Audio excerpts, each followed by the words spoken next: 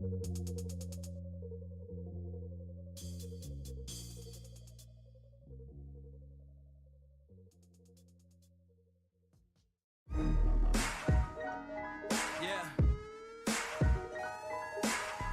want you to listen to me.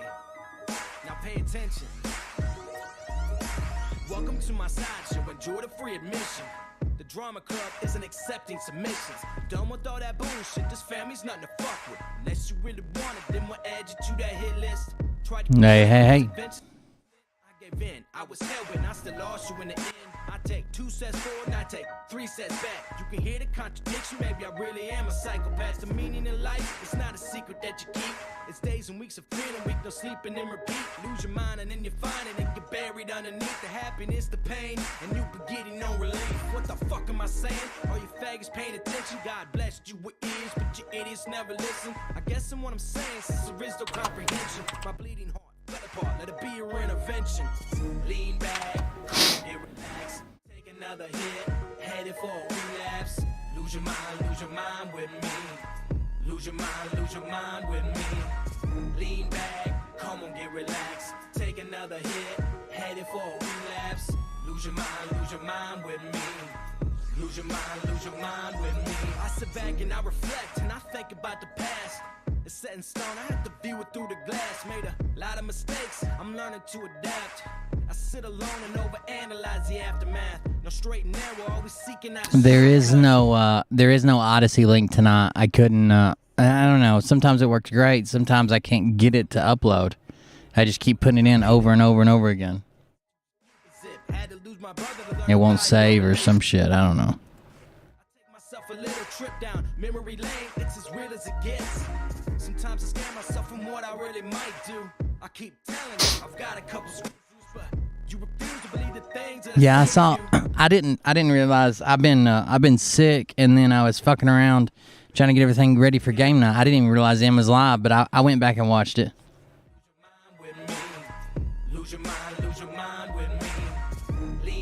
I heard he told me ahead of time that some of my people were over there, and then I went back and watched it. It was pretty good.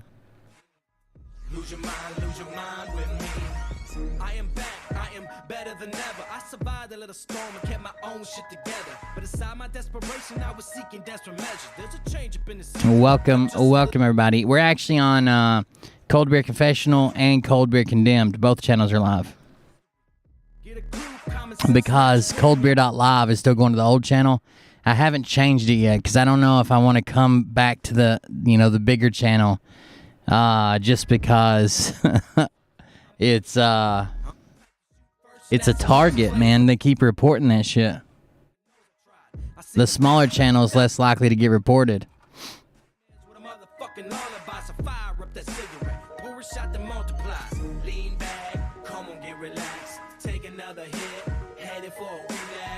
Lose your mind with me. Lose your mind with me. Lean back, come on, get relaxed. Take another hit, headed for a relapse. Lose your mind with me. Lose your mind with me. Yeah, I'm really sick of dealing with this shit. Hashtag season 2 wild AF. That's right. By the way, if you got a merch order in, I talked to Ryan today. He said a bunch of them went out. I haven't checked it, but I can check it in a minute. I know not all of them went out, but a bunch of them went out. Sorry for the delay.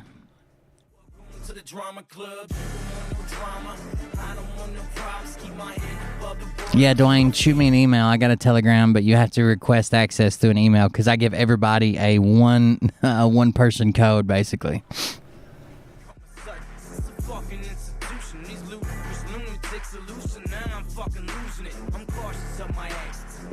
What's up, everybody? Welcome.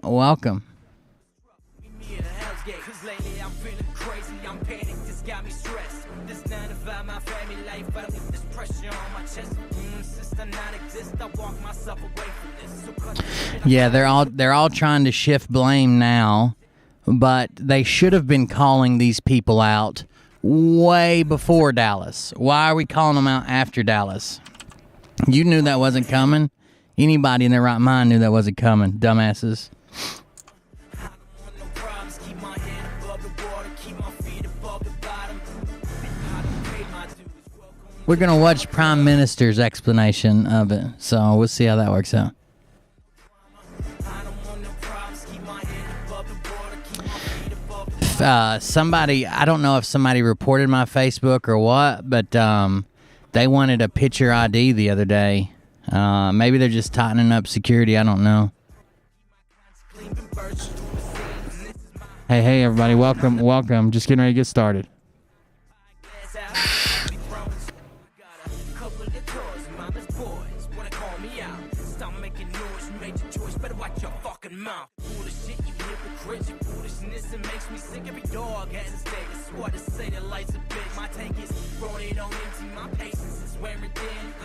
I'm convinced that revenge will be my best friend. I'm a beast on these boys. What it set me up to sabotage.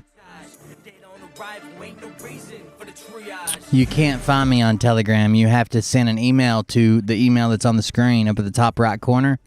It'll come up in just a second. It's coldbeerconfess@gmail.com. And most people just say, this is my username, this is who I am. Can I get an invite link? We had to do it that way because, damn, it's a fight trying to keep grown-ass adults getting along. To the drama club.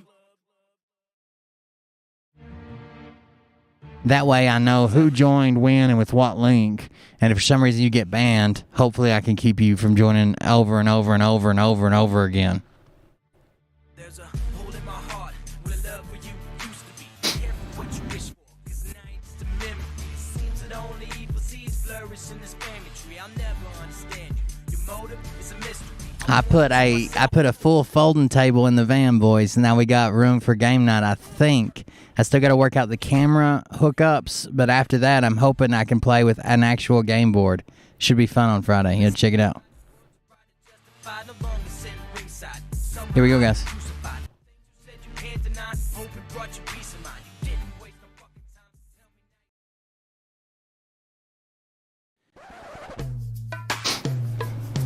Hey.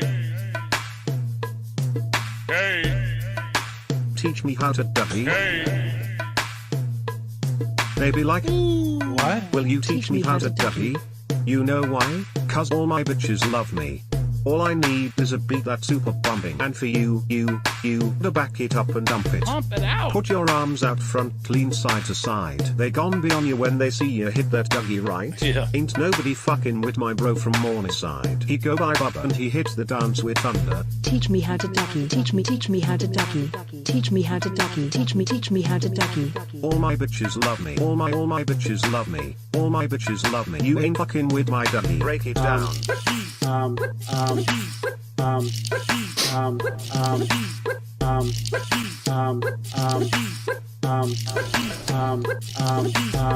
你好吗？真长你好高兴，这真快乐，没过来。Teach me how to ducky. Teach me how to ducky. Teach me how to ducky. Teach me how to ducky. I ain't from Dallas but I D-town booty. I show my moves off now if buddy trying to do me. I lead our functions and all the ladies trying to screw me. Sweet. Now you just do you and I'ma do me. Teach me how to ducky. Teach me how to ducky. Word. Teach me how to ducky. Teach me how to ducky. All my bitches love me. All my bitches love me. All my bitches love me. You ain't fucking with my ducky. This is a really hard job. Literally. Help us. Say what? Bye, Doug. Welcome everybody. That's the Teach Me How to Dougie remix by BT. BT and J restore our music around here. Groiper and Raina do our artwork. Thank you for that. I appreciate it. Let me get the Odyssey chat down because Odyssey's actually not up tonight. I couldn't get it to make a... basically, with Odyssey, you have to make your live stream ahead of time, and it has to be, like, approved or some shit. I don't know. But sometimes it doesn't save, and I made it like 5 times. It wouldn't go through. But anyways, I'm Will Bird. This is the Cold Beer Confessional. Shout out to those people who help us put the show on. I appreciate you guys joining us tonight. I'm actually live on both channels. So that I have Cold Beer Confessional, which is the old backup channel, and Cold Beer Condemned, which is the new backup channel. So the whole show is going to be on both channels. I don't care where you watch, but I would advise being subscribed to both of them. because as they get targeted and reported, I move back and forth, and I might not use one for 3 or 4 weeks. So it's all good, no big deal. Do whatever makes you comfortable. But the bigger channel is Cold Beer Confessional. If you want to be more with the chat and less with the bot, the bigger channel is Cold Beer Confessional. But there's still 40 people over on Cold Beer Condemned. But yeah, I'm as when one gets reported, they start looking at it a lot harder. So I usually switch to the other one for a while. And then sometimes I'm just, I'm suspended for 2 weeks or 3 weeks or whatever. But anyways, thank you for joining us. I'm Will Bard. This is the Cold Beer Confessional. Last night I was sick. My ears all fucked up. It's still pretty fucked up, but I wanted to do a show tonight because tomorrow night we'll have game night. And that's on a completely different channel called Cold Beer Creations. That's where we keep the games and the remote control stuff and me hanging out with the kids and doing projects and shit. That's like a family channel if you want to hang out there. Well, it's not a family channel. It's my family channel. It's not like family friendly because I curse and all that shit. So, thank you guys for joining us tonight. We're going over some more JFK stuff. One of the biggest people that were there was Prime Minister. He went there and had some type of seizure or some shit, saying that he could feel the dimensions shifting. He said that people were calling him saying that they were sitting around with, famous dead people. He saw Michael Jackson. Just a bunch of crazy shit. I'm going to let you listen to his telling of the story, and we'll start there. But before we get started, make sure you like and share, subscribe on YouTube to both channels. I'd appreciate it. We've got Cold Beer Condemned, Cold Beer Confessional. Subscribe to both those on YouTube. If you're on Facebook, like the video and like the page, and we can get started. If you want to go above and beyond that, you guys know how to do it. There's a bot in the chat that pops up, and it'll drop 2 links. One is cultclub.com, spelled with K's, KULTKLUB, cultclub.com, and the other one is buymeacoffee/cold beer. I'll start the bot right now. If you see it, you click on it.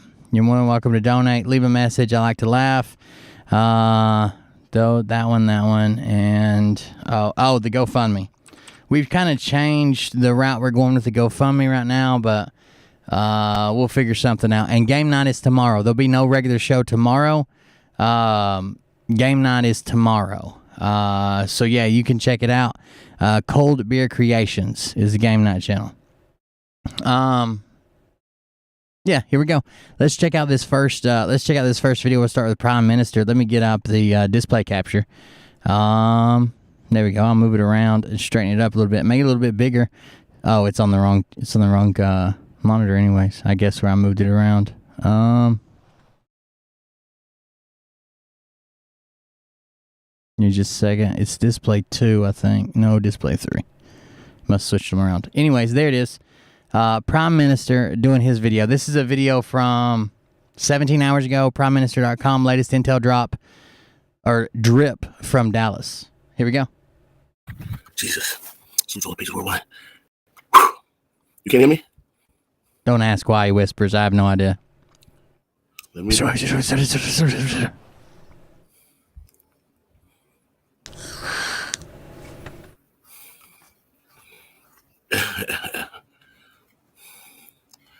Okay, good. So salute to all the pages worldwide. I'm still here in Dallas. So salute to all the Patriots worldwide.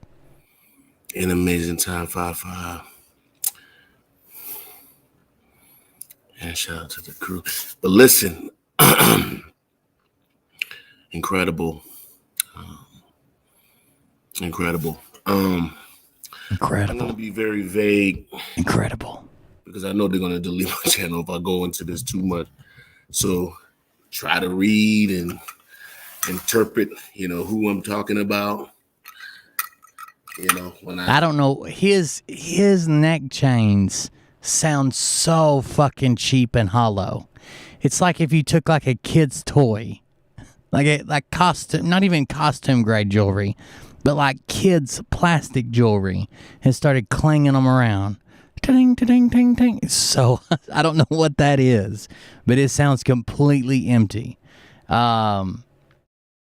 He is what he is. I don't know. He's the cool gangster kid. Kitty McNeil bought you 5 6-packs. All hell the teller of truth, Papa Beer Man. That's right. I saw someone post over in Jeff's Telegram today that the only person who's gained any credibility within the last 72 hours was Cold Beer Confessional. I thought that was pretty accurate. Say what I say. Like cowbells, that's right. The things I want to address. The operation here in Dallas. That gangster coffee and that CBD. Incredible. It says the volume is not right. You can't hear me? Just let me know. Give me a cue and let me know if you can hear me. It's probably because you're whispering. Saying it's not right, or is that just you're whispering, speaking to the mic? I'm sorry. Whispering, speaking to the mic. Well, I'm actually not whispering, but I can holler. If you have your girl's impression set right, you can whisper anyways. Loud and clear here. I signed the bill. Great. Okay, so great. I gotta holler. Thank you for the cue. I appreciate it. So check it out. I don't even know where to start. It's If you just set up a basic compressor, you can yell into the mic. You guys hear me yell all the time, directly into the mic, or you can whisper into the mic. It takes the lows and brings them up, and the highs and brings them down, and compresses anything into the middle. I don't know why they can't figure this out. They can't figure out what end of the mic to talk into. They can't figure out how to set up their audio. They can't figure out how to put a noise gate on. They can't figure out anything. It's pretty ridiculous, honestly, that they're out here making all this money, all this fucking fancy equipment. They can't use none of it. This shit is amazing. Okay. Now, let me just say this, right? Nobody knows the plan. Nobody knows the plan. If you know the plan, they'll change the plan. Nobody knows. Us. They figured out these people knew the plan, so they changed the plan. You either got to be the man or you got to beat the man. No matter how deeply involved you are, and shout out to my brother Jay West for the new official flag. I was greeted with this when I came down. Look at how drippy it is. Look at that drip. It's just great.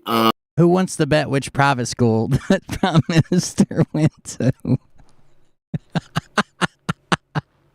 What was your annual tuition your parents paid?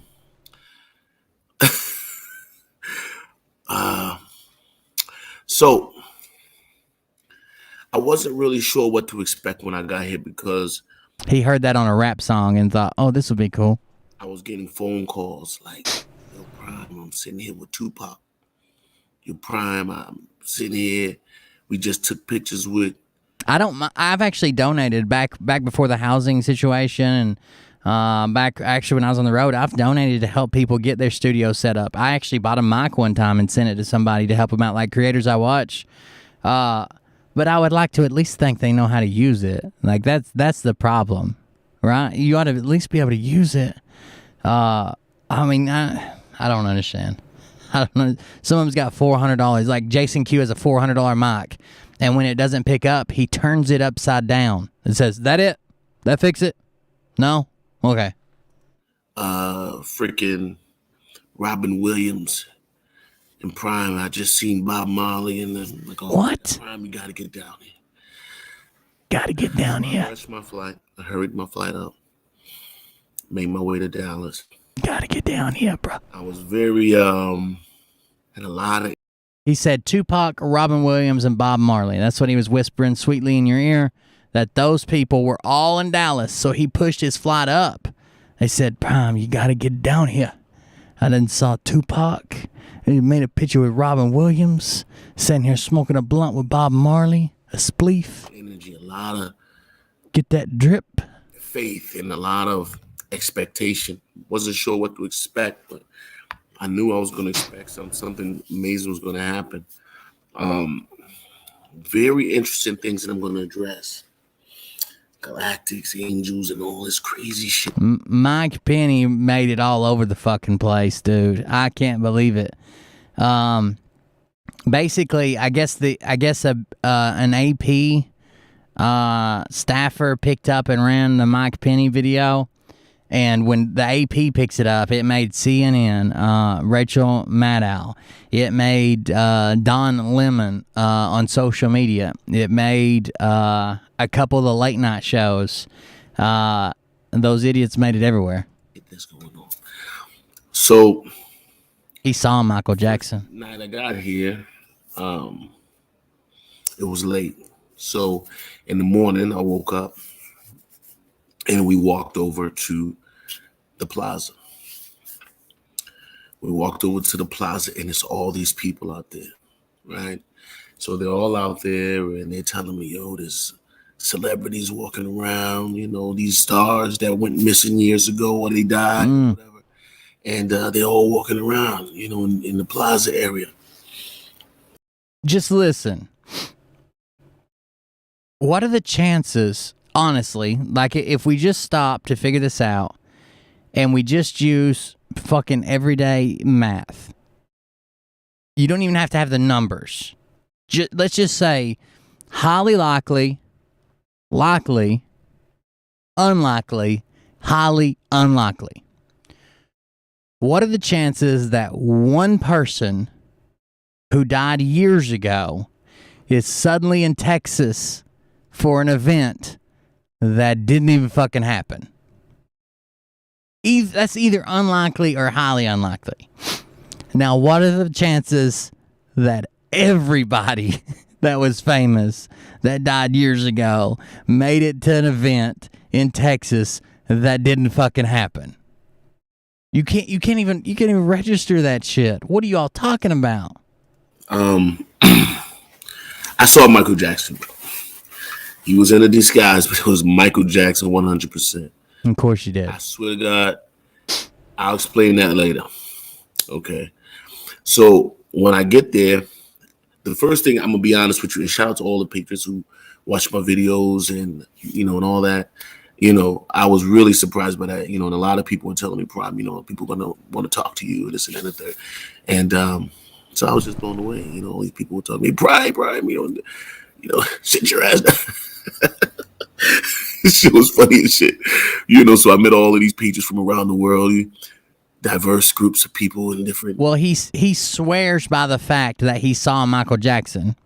Now, Michael Jackson was in a disguise to protect himself, but it's not good enough a disguise that thousands of people didn't fucking see him on the side of the street pretending to be a homeless man.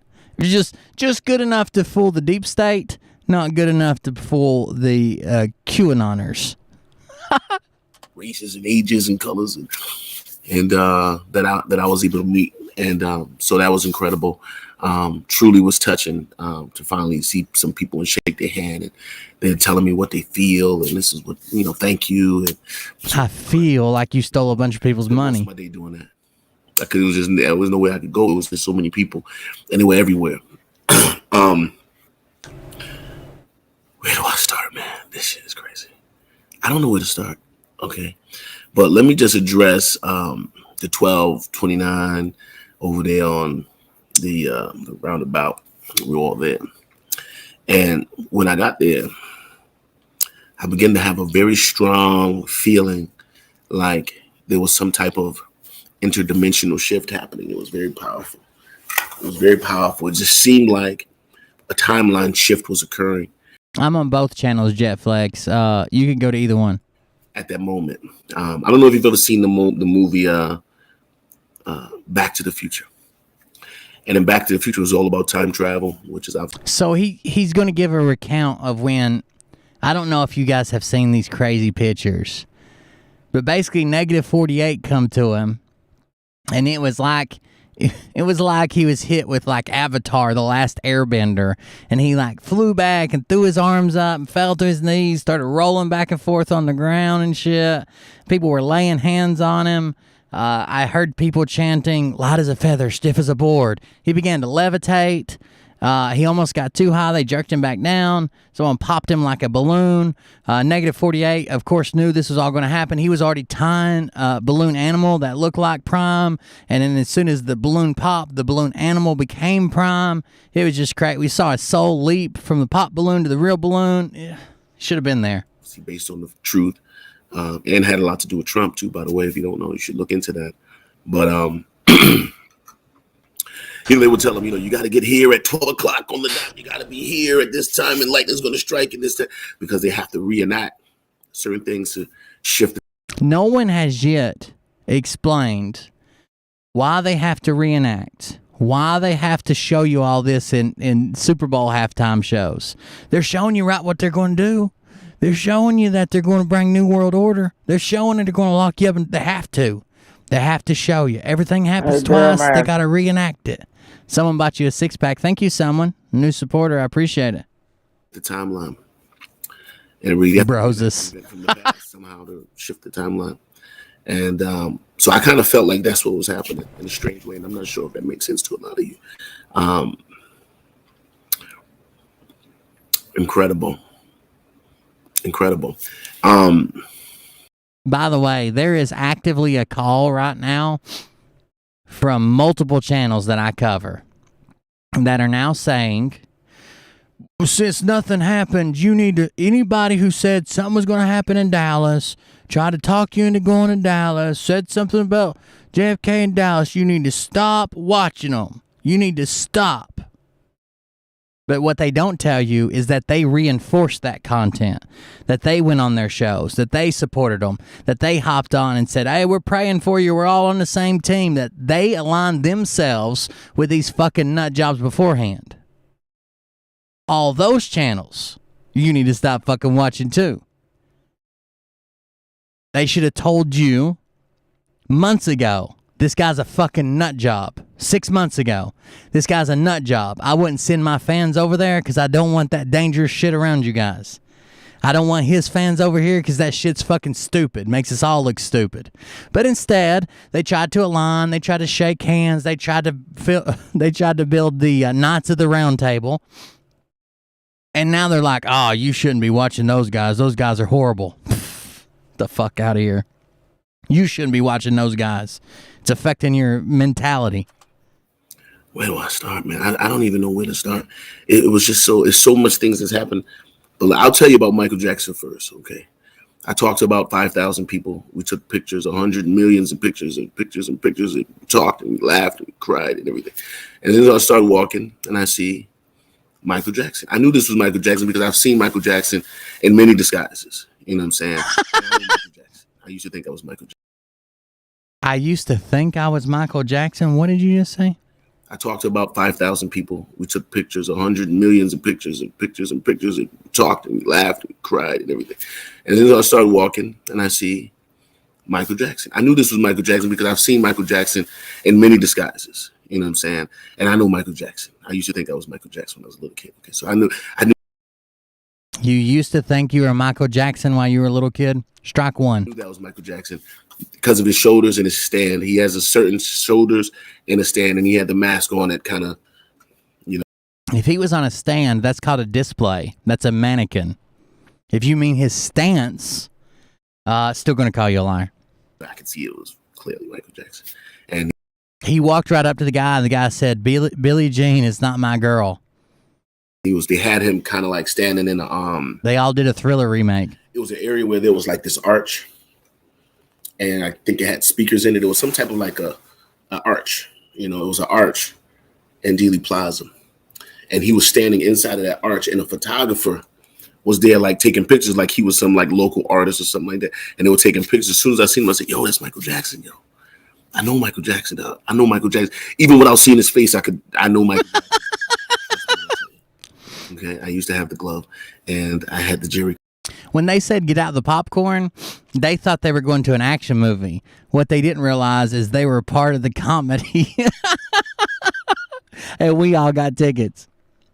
And the leather pants, okay? I'm having a milkshake instead. And that was Michael Jackson, okay? Leather I could tell by pants. his shoulders, I could tell by his body, I could tell by his face. You know, he had on a mask, but you can still, like. Now, I could tell by the fact that he tried to abduct 3 small male children and pay their parents off with millions of dollars. But I'm a little more discerning than the average bear, if you know what I mean. Still see, you could see it was to me, it was very obvious. It was Michael Jackson. So they called us all over there to him. we all started walking around his little area, and Solitaire, I know you're joking, but there's people out there that are literally saying the fact that he wore a mask when he traveled and when he was alive was a sign that he knew what was coming with the shit we got going on right now. because he was filming some type of a video. So Michael Jackson is going to make some type of video, and we're going to be in it. Thriller. I was in the video. I was in the video. I walked right behind Michael Jackson, and I told him that's Michael Jackson. And the lady said, "No, that's a local artist. His name is so and so and so." I said, "No, that's Michael Jackson." So it was Michael. he's arguing people that actually know these people. Like, no, he grew up in my neighborhood. I know who he is, and he's like 30 years too young. Nah, that's him. I done seen him from back on the block. You see this drip? Gang.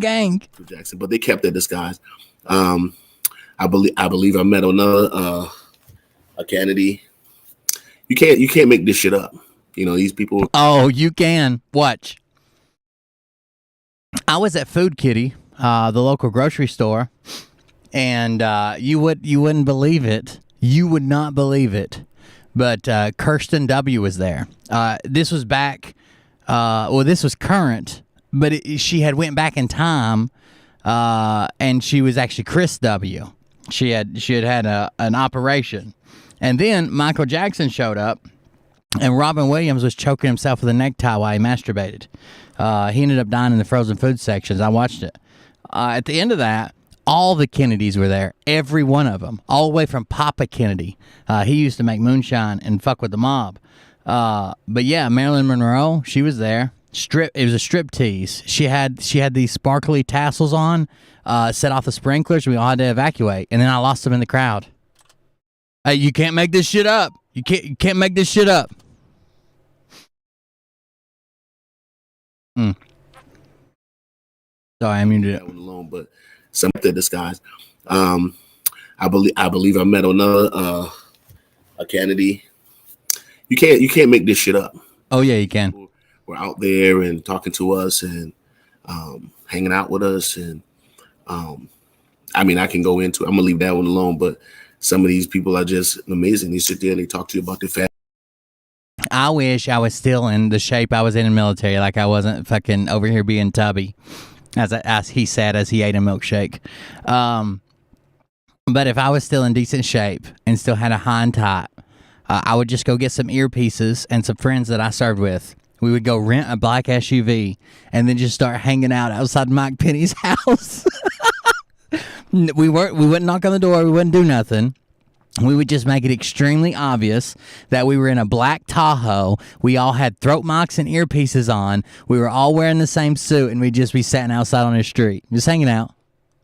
What are you doing? Nothing.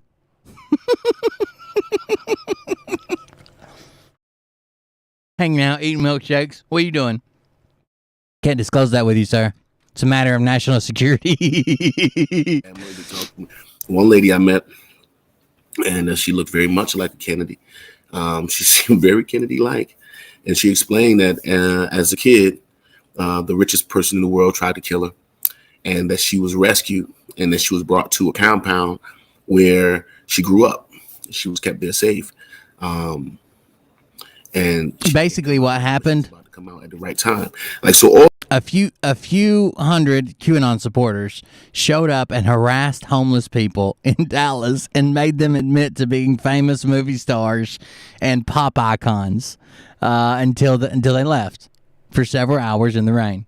All this stuff really happened. So for people who are saying nothing happened, hey, Daryl Rickett, you misspelled your. While you were calling me a real clown, you couldn't even spell the right form of your. Apostrophe R-E. Thank you. They said, you're wrong, okay? Now, let me just address this when it comes to the team, the left, okay? Let me explain something, right? They never do nothing the way you think they're going to do it, because that's the QAnons of the 17th letter. The 5D chess is they never do anything the way you think they do it. All right, so listen. You're the guy who tells us what happened and what's going to happen. So if you're just admitting to us that you're never going to be right because they never do things the way that you think they'll do them, why would anyone watch your channel, buy your coffee, buy your CBD, or donate to you? You're nothing without this Q bullshit. You're nothing. So if you can't even get it right, you can't even figure it out, why are you here telling us that, oh, they never do it this way? That's why you should keep watching me, because I'll always be wrong. Okay. They said, well, November 2nd is going to be this great return of Mr. The Boss. Okay. The 17th letter, the boss. He's going to return. And he did. And he returned back to the media.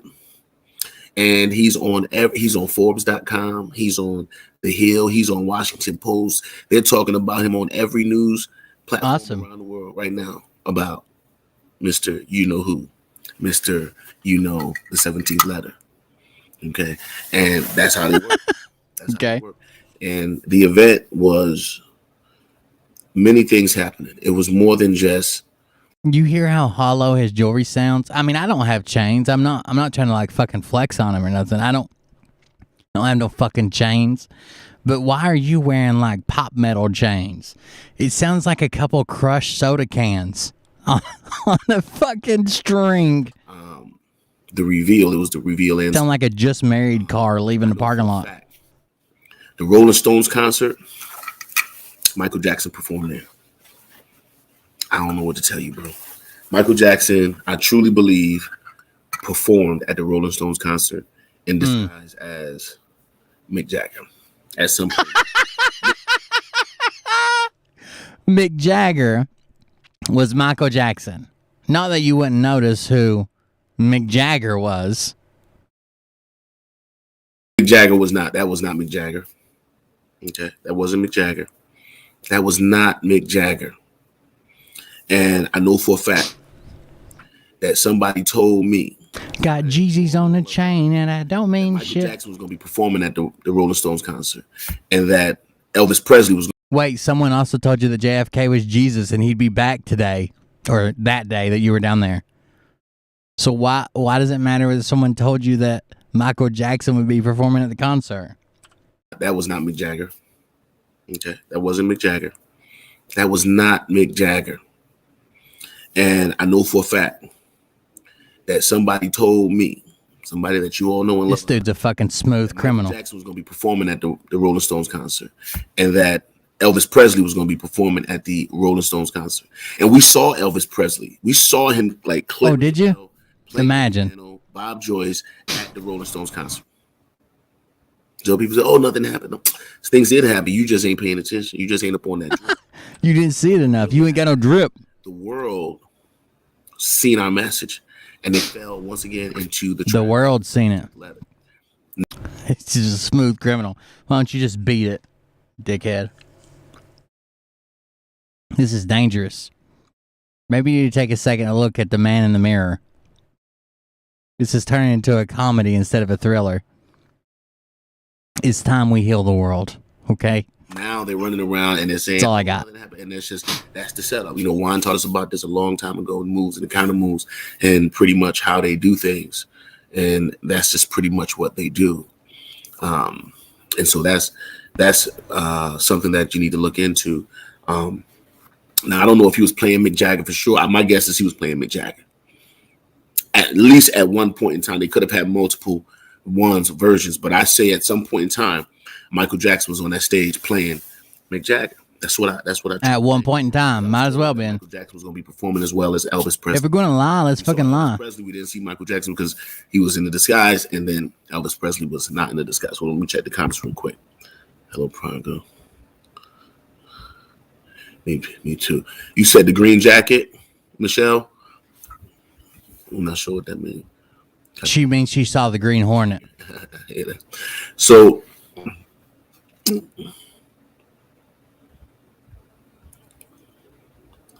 yeah. So, Yeah, and I'll go to the chat in a second. And shout out to the drip. I watched part of the show too because they were idiots. Or the drip. Like, I didn't see shit. The Rolling Stones performing. Yeah, that we was out there dripping it up too. So, so Michael Jackson was definitely there. These celebrities were really there. Kobe Bryant was there. So this stuff is real. Don't let anybody fool you and discourage you because it didn't play the way that they thought it was going to play. It played exactly the way that the 17th letter plays things. And if you look at what they're doing now, they're on the media trying to discredit the whole event, and they're falling right into the trap. You know, Mr. Kennedy went right to the news. We're all laughing at you. This guy, he was talking to the news. He was exposing all the crimes of the deep state as Michael Bryan Proxman, and he is just sitting there just letting it rip. Mainstream media. And I said, wow, look at this.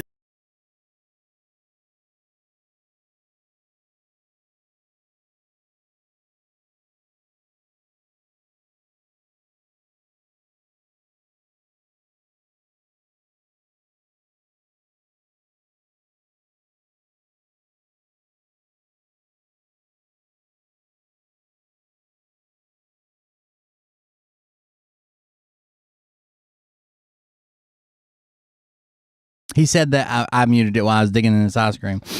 He said that Michael Protzman Jr.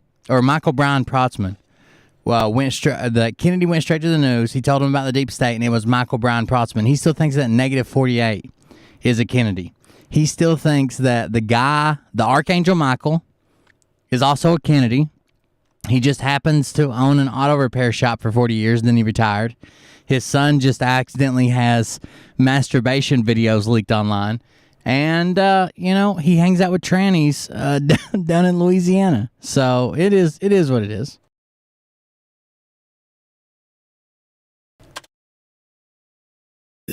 I muted it while I was digging in this cup. Oh yeah, and there's a bunch of new weight loss products too that we got. Check that out. Jagger's still moving. You need to sell embarrassment loss products. Hell no. He's dead. Mick Jagger's all done. Oh, Mick Jagger's dead. He couldn't have been there. Yeah, and the one did look like the Seven Dwarfs. Look like that's Keith Rich. Oh my God. Patriots. A lot of people don't know Dopey Freed. Shout out to my man, my brother. I forget his name. But Dopey Freed and one of the Patriots who was rescued by Q.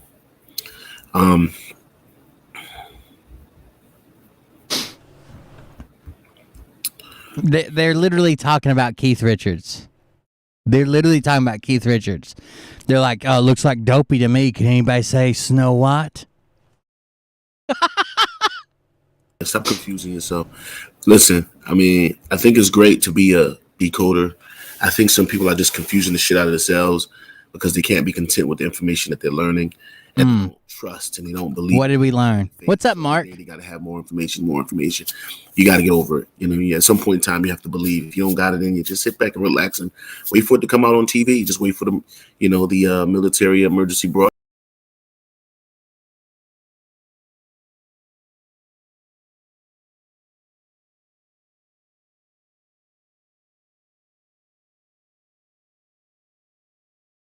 And just relax.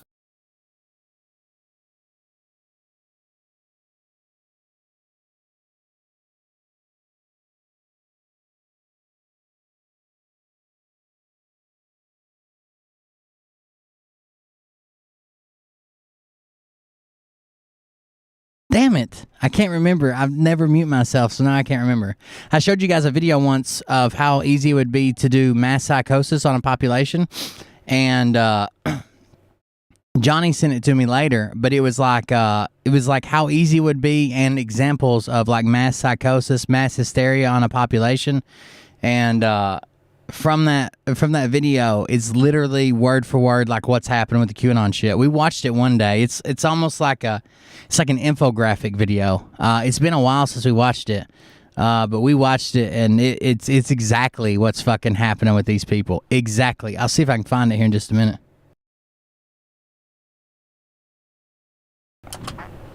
Because other than that, I don't know what to tell you.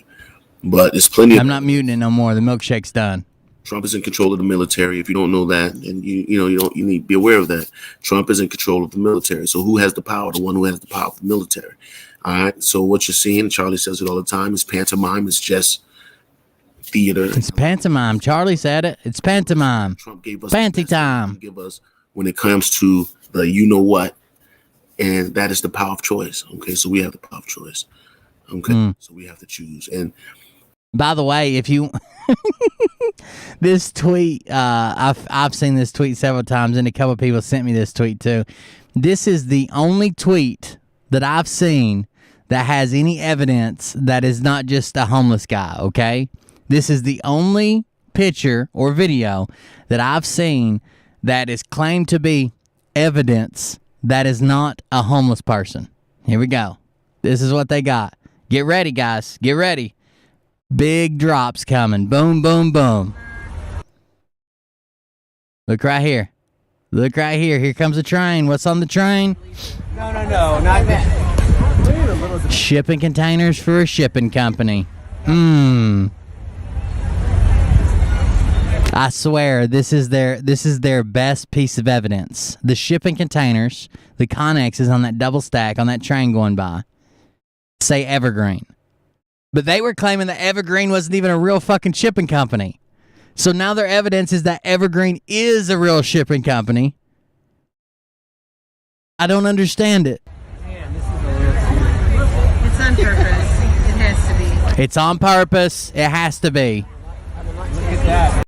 Millions of those motherfuckers are in the U.S. traveling around right now. Guaranteed. I used to work at a railroad, and I've got a buddy who works intermodal. And when all this Evergreen stuff happened, and they were trying to claim it wasn't a real company, and that Jen Psaki owned it or some shit, I just called him and asked him how many Evergreen containers does he see? And he works in Nashville, so he's not even at a port. I was like, how many you see in a week or whatever? He sent me a picture that as far as you could see from their break room, which is like on the 4th story of a building, and they've got the container stacked 3 high, like you couldn't have counted them. You couldn't have counted them across the yard. There were so many fucking green containers that you could see one little white letter here and one little white letter there. They were all fucking Evergreen. Probably out the side that he showed me the picture, it was probably like 80% of the containers. And I asked him if the whole yard is like that, and he's like, no, they just end up over here a lot because of where they come from and where they go. They're mostly all over here. But it was probably 80% of the containers there, and it was as far as you could fucking see. The Nashville Intermodal Yard is huge. It doesn't stop. Oh my. Daily Plaza, Evergreen container. Oh my God.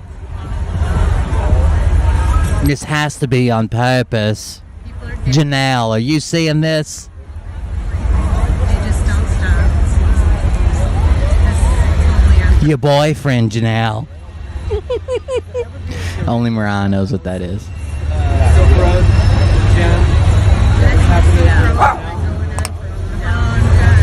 I had to wait. Yeah, I got a Twit card. Well, to be honest with you, I haven't used it since I was in Bayonne. I don't know how long a Twit card's good for. But I either got a Twit card or I got an expired one of the two. I don't drive a truck, but we had to have them to go into certain, like in Bayonne, New Jersey, the power plant is in that Hudson River port. So like there's a couple places in the United States that has power plants inside of like Port Authority places, and you have to have a Twit card for it. No. I've probably had mine for 3 or 4 years. It's probably still good. Oh, someone just said 5 years. It's probably still good. Well, I probably had it renewed. I've had it renewed 3 times, but the last time was probably 3 or 4 years ago. I've had it renewed twice, and I got a duplicate one time. Anyways, that's not the story. This is their evidence. The Evergreen containers going by. There you go. No, but yeah, I get it. Idiots. The Galactics, and I'm going to address the Galactics in a minute because they were there. The Galactics were there. Okay, and I know I talked to several of them, and a lot of people did. A lot of people were talking to them, but they had some special. What's up, Shane? For me. There were some certain ones who came to me and talked to me, and because of my awakening. And I'm going to also address the, the event with him negative 48 and certain things that he spoke over me. And I'll just address it briefly. I'm not going to go too much into it. There's a video out. You can check it out for people who recorded it. It was a powerful thing, and I collapsed under the power of God. Okay. And I'm going to talk about it because it was a very, very powerful. I got it. Thank you, though, Johnny. Okay. Very powerful experience. So yeah. He said if Biden wasn't controlled the military, he would have shut down Guantanamo Bay. That's a fact. So the Patriots are in control. The Patriots have so much control. It's going to be a seamless transition, and I know that the seamless transition is not just POTUS to POTUS, but I think from everything to everything, from media to media, from Hollywood to Hollywood, meaning a deep state controlled media to a patriot, we the people controlled media, a CIA controlled Hollywood to they might just destroy Hollywood altogether and just create a whole new entertainment industry. But what I mean by that is the entertainment industry, there will be a seamless transition to. I can tell there'll be a seamless transition. That makes sense. Watching all those people who came to the concert, the Rolling Stones, and they're like thinking that that's the real Rolling Stones. I'm like, this is crazy. You don't know that that's not, you cannot look at that man's face and see that that's not him. But everybody can look at them and see who they are. You're the only people who see other people. And they're just singing and they're clapping. And I said, wow, I guess for some people, they're going to need it to be like that. So did Dopey free Snowden? Good question. I got to ask my man. By the way, Prime Minister used to have a really good friend that did a lot of shows with him, and they had a big falling out because the guy was like, look, that negative 48 guy, the shit he's saying isn't in the Bible. I thought we were doing this about God and the Bible, and this has just been a few months ago. Maybe not even a few months. Maybe like a month ago. And Prime Minister flipped out on him. He's like, you haven't read the whole Bible. This is different. This is the new Bible. It was a big fucking deal. I don't know. He probably did, but Jerry, yeah. He was definitely naval intelligence and rescued by Q. So Dopey Freed and salute Dopey Free. Yeah, if y'all know who he is, I know his son. I met his son, and I helped him get a story out there some time ago. And he's been trying to reunite with his father. God bless him. It's a very painful story. But hey, actually, who? There's somebody we're waiting to come back. Who was the person that was in Facebook that was supposed to come back when nothing happened? Remember, she promised she'd be back. She promised she'd be here. If JFK didn't show, she promised she'd come back. She promised she'd tell us. She promised she'd admit that she was wrong. What happened? They never come back. That's the problem. So I saw the Dopey looking character and I thought, wow, that looked like the Dopey Freed, because Dopey was a patriot naval intelligence guy who found out. I got to be careful. I started talking. You got to just come to Telegram. You got to come to Telegram because they're gonna. You got to be in my Telegram. Come to Telegram and Tina Elkin. That's right. I'll share the story over there, okay? Because it don't make no damn sense. Hold up. Let me put my Telegram up here. And I specifically asked her, and she said it was going to be public. Not it would be hidden, not he'd drive by in a car secretly, not he'd be in costume. It was going to be public. It was the second coming of Christ. Now, I don't know about you guys, but even if they're saying it is the way it is, and the Bible's actually predicting that JFK's coming, the second coming of Christ is no fucking secret. It's not hidden. It's not in disguise. It doesn't have Michael Jackson or his little boys. It's a pretty public thing. I think something else happened there.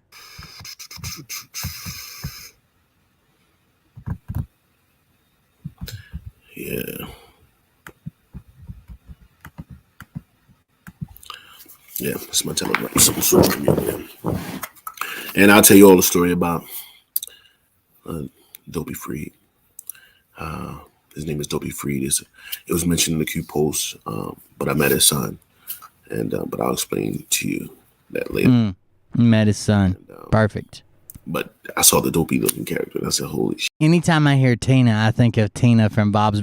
Do you guys watch Bob's Burgers? That shit's funny.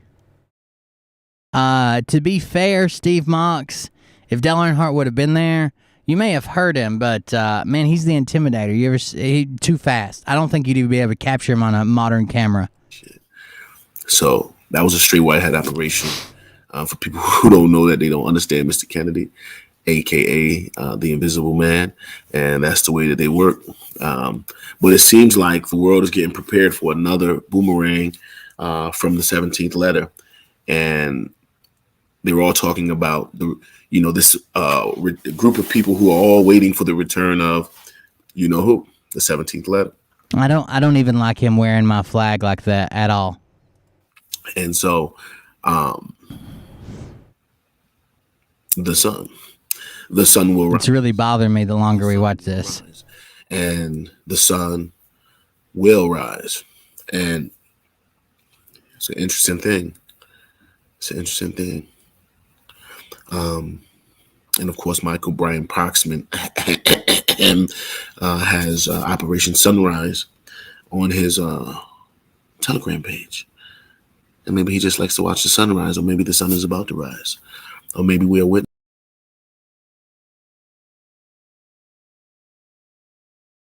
He has Operation Sunrise on his Telegram page. He needs to have Operation Full of Shame, Operation Get the Fuck Out of Town, Operation I Lied to Everybody, Operation something. But he does not need to have Operation Sunrise on his page. The guy's a fucking liar. Anybody still believe in him, he's a fucking liar. You can't spin it. You can't change the narrative. He said in a public display, and more people endorsed him, and more people repeated him, that JFK Jr. would come out on the grassy knoll and say, I'd like to introduce you first to Mr. Trump. Trump would step out, and my mom and dad. And JFK Sr. and his mother would step out. And they would reveal that they weren't dead, or that JFK did die, but was brought back to life 4 days later. His mom never died. They lived on the island of Scorpio, and that's where JFK Jr. was raised, and he was actually the 19th president, even though he was the 35th president.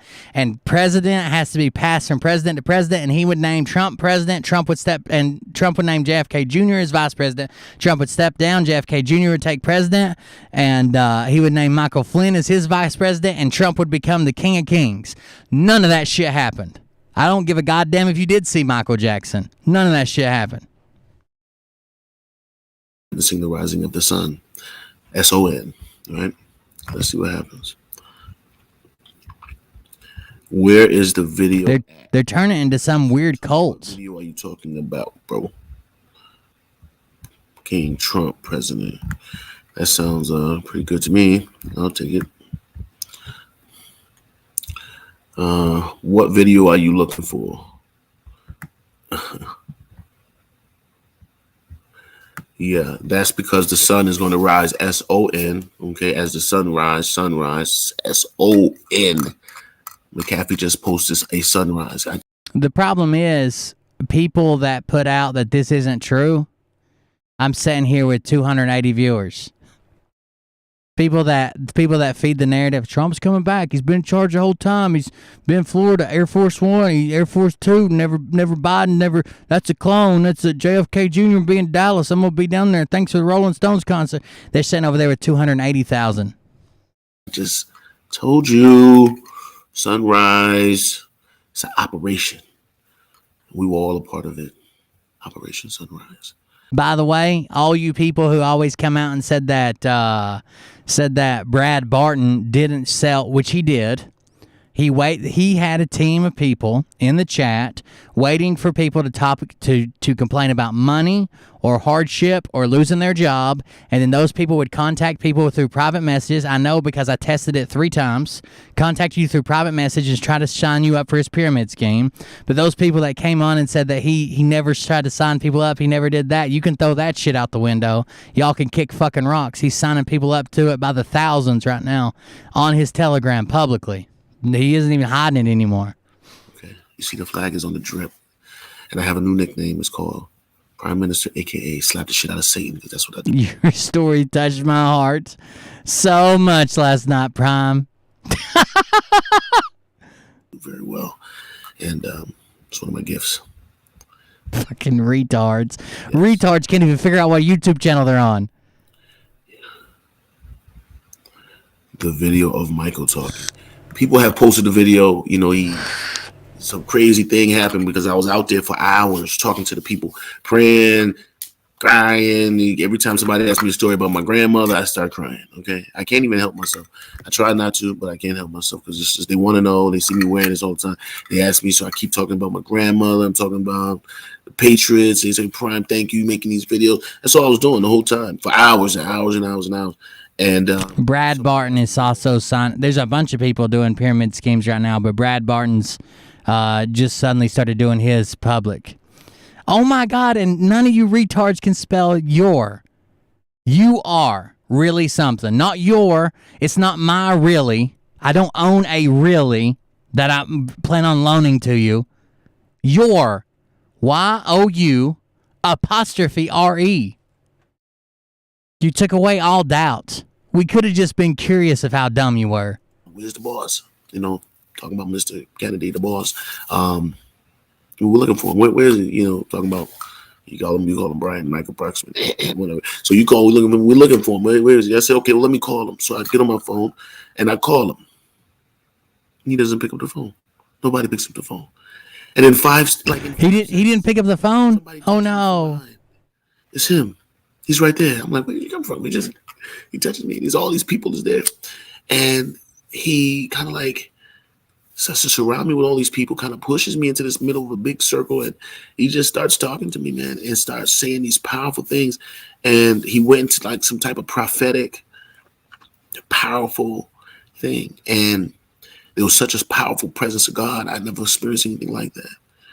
Okay, and it was very powerful. And he just began to speak some very.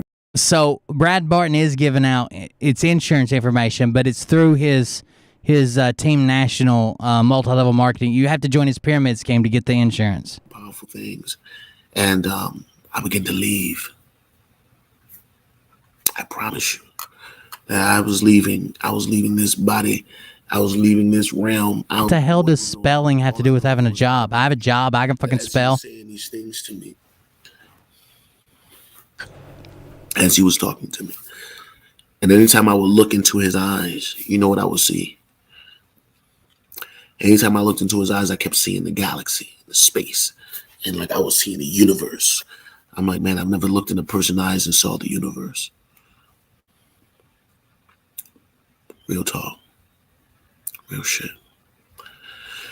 You know, and as a minister, a prophetic person, a person with spiritual gifts that I've developed over the years, you know, I see a person, I can pick up things very quick. Yeah, the part they were talking about they couldn't say was what happened to Prime Minister. Basically, they couldn't speak on what happened to Prime Minister until Prime Minister talked about it. It was some type of weird fucking faith healing bullshit. Quickly, I can shake a person's hand. I see a person. I know if a person's a pedophile just from, I can smell them. If a person is demonic or something like that, I can smell them a mile away. I'll know things I don't want to know. I might shake your hand. I might know something I don't want to know, to be honest with you. I didn't know exactly what's going on. And so I try not to look at people a lot of times. So I stay out of their business. I won't, and maybe some people can understand that. And maybe some people can't, but it's the truth. You might not like it, but I'm sitting at a job right here. You also might not like it, but I served my country, came back wounded, and draw a check for it. You might not like it, but it's probably because I've made more money in my lifetime than you'll ever make. But it is what it is. And man,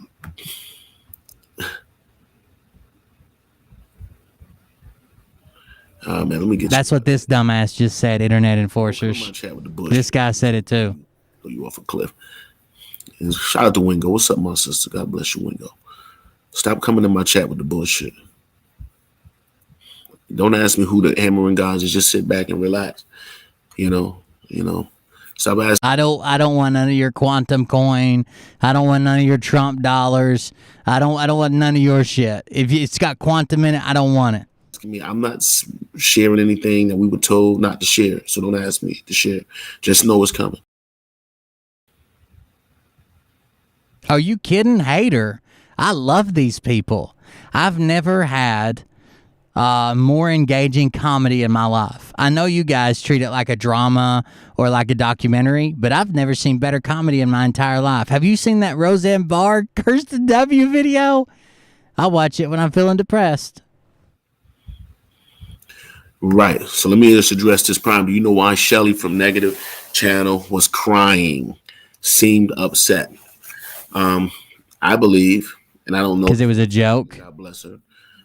She was probably crying because she's felt a sense of disappointment, because she probably felt that nothing wasn't happening, because she doesn't. That's right. One of his big time people, Shelly, on the Negative 48 channel was bawling her fucking eyes out that nothing happened. But she's just not turned up enough. Understand the way the 17th letter. The 17th letter, get that drip. And, it takes time. If you're new to this, it takes time to understand that, see, everybody wants to be right. And then even in the chat, everybody wants to be right. Just had a lady in there talking about, I do all the research and all, still don't know anything. Don't just because you do research doesn't mean anything. He says, do your research or you'll never know what's going on. But because you do research doesn't mean anything. You'll never know. And I mean, it's good to research and get and educate yourself, but in terms of that's the real harm in it, David. Like the people that come in here talking shit, they're whatever. They're fucking they're fair weather fans. They'll figure it out eventually. But there are people who gave up their support system. We found people that's like, the only person I have left is my daughter. And after, January, the inauguration, or January 6th, or after the election, when I chose to follow this, she quit talking to me and haven't spoke to her. But they gave up their support system. They gave up everybody they were talking to. They left. And I know how important it is. You're going to need those people when you have a fucking breakdown. You're going to need those people when you feel like you've been living a lie for like 3 years. I mean, I do pretty good most days now, but hell, I've been locked up fucking crazy in the VA and shit. I got locked up behind the lockup. Like, they have one door that they keep crazy people behind, and then they have another door behind the crazy people that they keep crazy people behind. I was back in the back room. Like, I understand you need a support system after that. One of the biggest things with my discharge when I got out, they wanted to know who I was going to be with, who I was going to be hanging out with, what I wanted to pursue.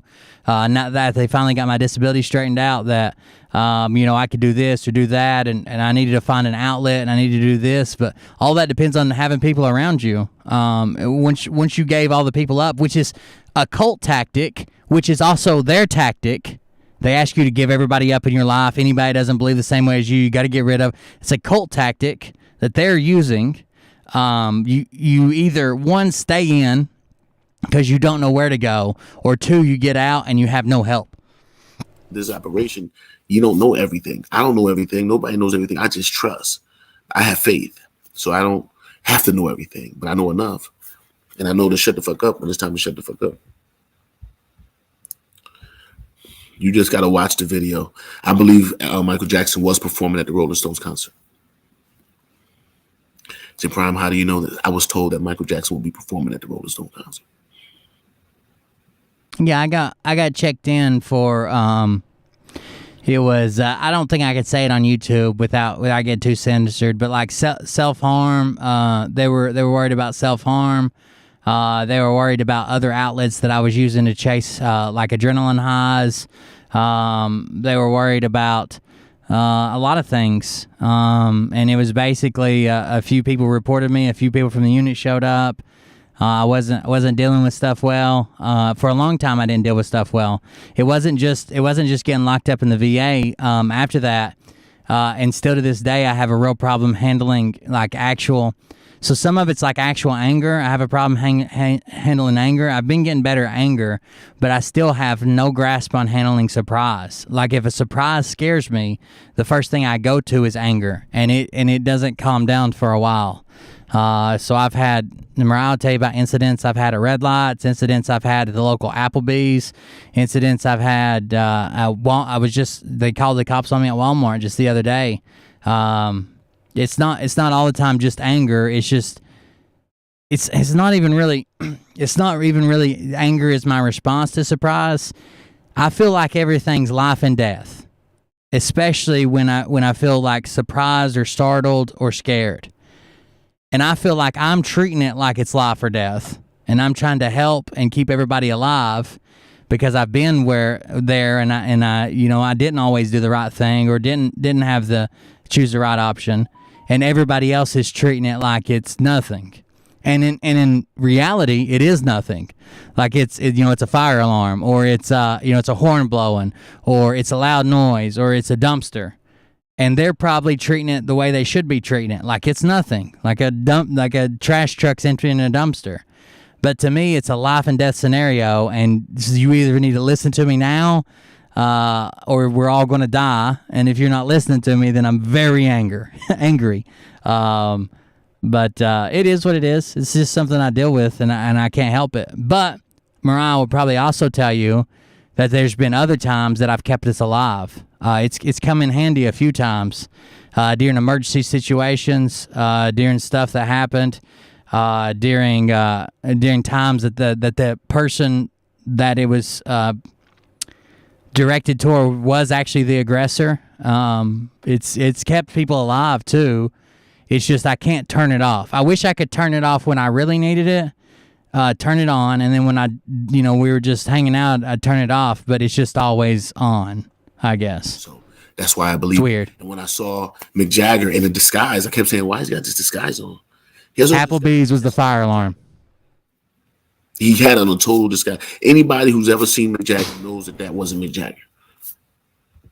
Yes, that's what I feel like. So like when something happens, I just need everybody to listen to me, because it may not be a real thing, but I'm going to keep everybody alive. And if it turns out to be a real thing, I was right. And if it turns out to be nothing, no harm, no foul. We can go back and enjoy our dinner after I evacuate the Applebee's. Yeah, that's what I feel like. If we can't come to terms immediately, because when I used to say stuff happened immediately. If we can't come to terms and stuff starts happening immediately, you're either dumb and going to get us killed, or part of the problem that's going to get us killed. And I have to survive. Like, that's all I know. Or at least I have to help everybody else survive, or give them the best chance to survive. So I freak out. So anyway, I think she was probably disappointed by that. In time, the truth will be revealed, as it always is, with every step of the way with this back. I've been in really bad spots where like kind of I felt helpless. I've been in a fucking sandstorm, lost in on a mission, and fucking mortar rounds being called down on us. And we just had to sit there and pray that they didn't hit us, because we didn't know where the fuck we were at. So we're hoping if we didn't know where we were at, they didn't know where we were at. Like, just really bad fucking situations. And those, I never go to, it's probably just a balloon popped, or it's probably a dump truck, or it's probably a trash truck emptying a dumpster. I always go back to, that's an explosion. I know what explosions do. I saw what happens when stuff explodes. That's a gunshot. I know what that means. I know what happens when gunshots go off. But I can't turn, I wish I could keep it like a 5, but it's always like a 12 out of 10. It's been just like that, where you have seemingly like nothing's happening, but so much has happened. It's just that you have to ascend to a certain level of consciousness and be aware of the 17th letter and how they do things, so that you can understand. And they say, well, I thought on November 2nd, what you know what I'm talking about, the boss. He's going to JFK. the dead from the plane crash, the fake plane crash. He faked his death in 1999, and he's coming back on November 2nd. Well, on November 2nd, it was all over the news. JFK Jr. JFK Jr. Dallas, Texas. JFK Jr. Every. I Googled it. I pulled it up on Google. Yeah, I mean that's the biggest part. That's not the only thing. Like I have night terrors where I wake up freaking out. I have really bad impulse control.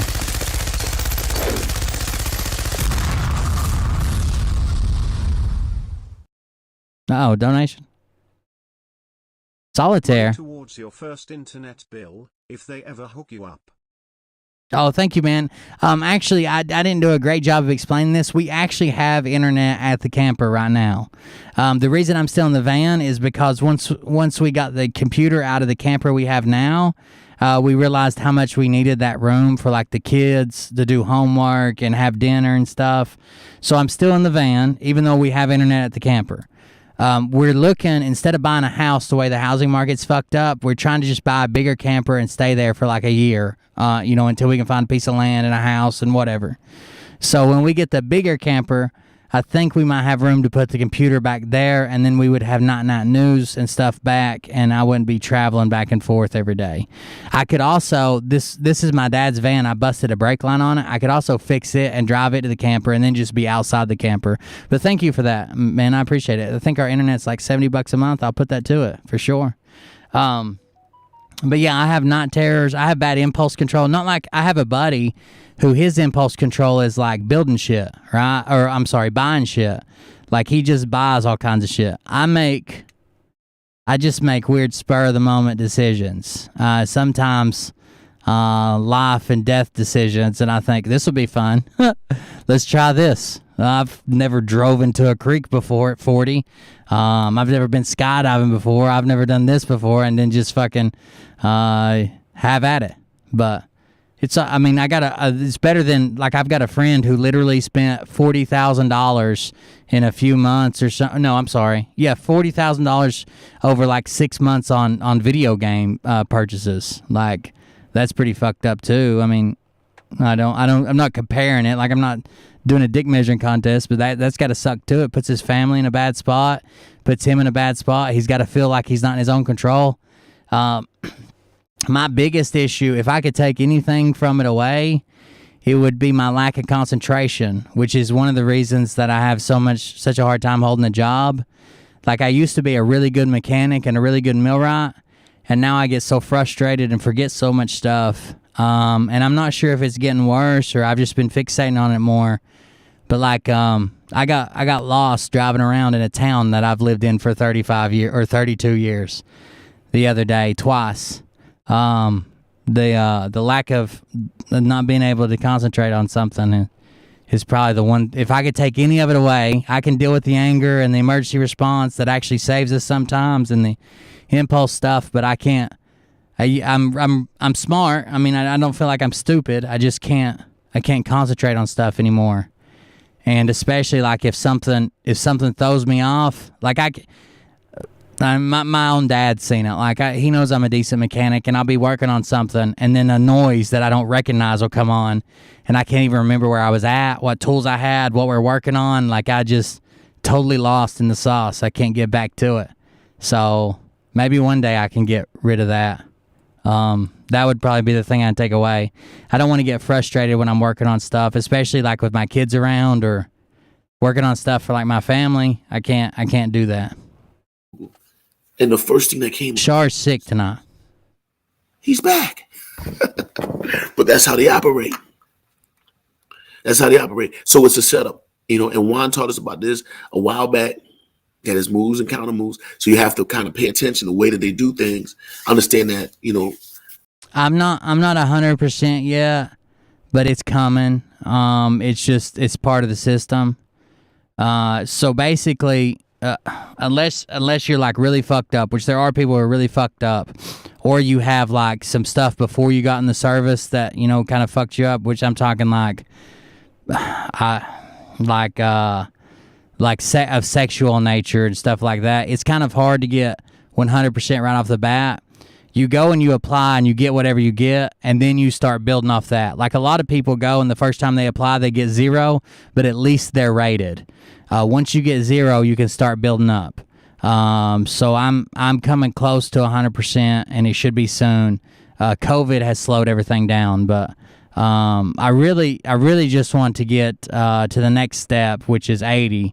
But then we'll worry about the rest of it. But yeah, I'm getting closer all the time. I just got another approval letter in the mail. The Trumpster is a 5D chess master, and that's what they do.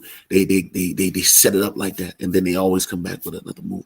So I would tell you, watch what happens next. It's going to be crazy. The fact that they have JFK Jr. on all of these news stations, Forbes.com, The Hill, Washington Post. I said, you guys fell right into the Triz app. Yo, you fell right into the trap. I said, holy shit. They told us this was going to happen.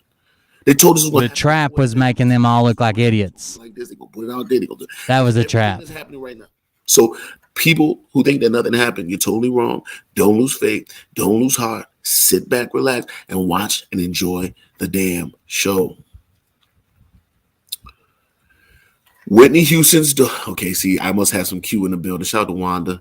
Yeah. So my goal is I hate to keep taking away from the video, but my goal is if I can get my disability straight, and I piddle around and do odd jobs and stuff that I can concentrate on. Usually not time sensitive because I'm not real good at that type of stuff now anymore. But anyways, if I can get my disability straight, then any money that gets donated to the channel I can use on equipment or game night or hanging out with you guys or giving out free merch or something like that. That's what I want to do. But right now, I use about all of it to pay the bills, and then what's left over, if there's any, then we use it for microphones or game night or maintenance or stuff like that. But it's fine. I'm not complaining about anything. There's just people that didn't make it home. I mean, at least I came home. Even if I am all fucked up, at least I got here. I got Q in the building. Okay, thank you for your help in reminding me because.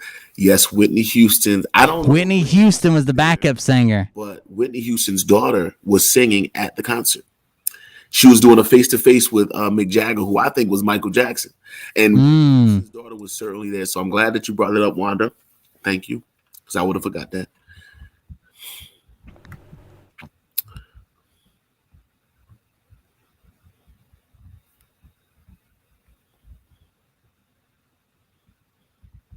Come on, read another one.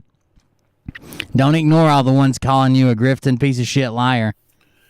Their ability. He should be ashamed. Is something that you probably. They should all be ashamed. I don't believe for a minute. So, most of these people know. Most of these people know that their sources are bullshit. Most of these people know that they're really even if they did get a little information, they're really adding on to it. They're really pumping it up. They're really making it to be more than what it is. Mountain out of a molehill kind of deal. A lot of the believers just take them for face value. The believers, brainwashed, whatever you want to call them, idiots, I don't know. But I don't have no sympathy for the people out here making content. They're seeing it firsthand. They're going to these places. They're talking to these people. I don't believe that most of them are fooled. I think they're doing the fooling. Most people probably cannot comprehend because it's nuts what they can do with the mask. I will be posting the videos on my site, the ones that I do have. So stand by. As they come in, I'll be posting them to the website. So just go to PRYMEminister.com. And of course, all my new videos is on PRYMEminister.com and on my Rumble, and everything's in the description box.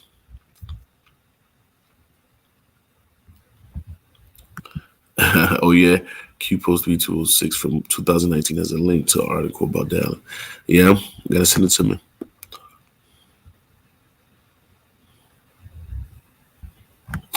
Yeah, I heard about that. Yeah, there was Plenty Comms, Evergreen, and Princess Diana. Oh God, the name on the train! I told you. Plenty Comms.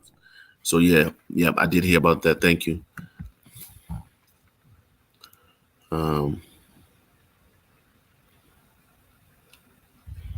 Right. And see, Juan, that's one of the reasons that Juan is in our life, because a lot of people wonder, well, who is Juan? Well, the real question is, why is Juan? It's not who is Juan, it's why is Juan. Why is Juan? Who, why? Why is Juan here?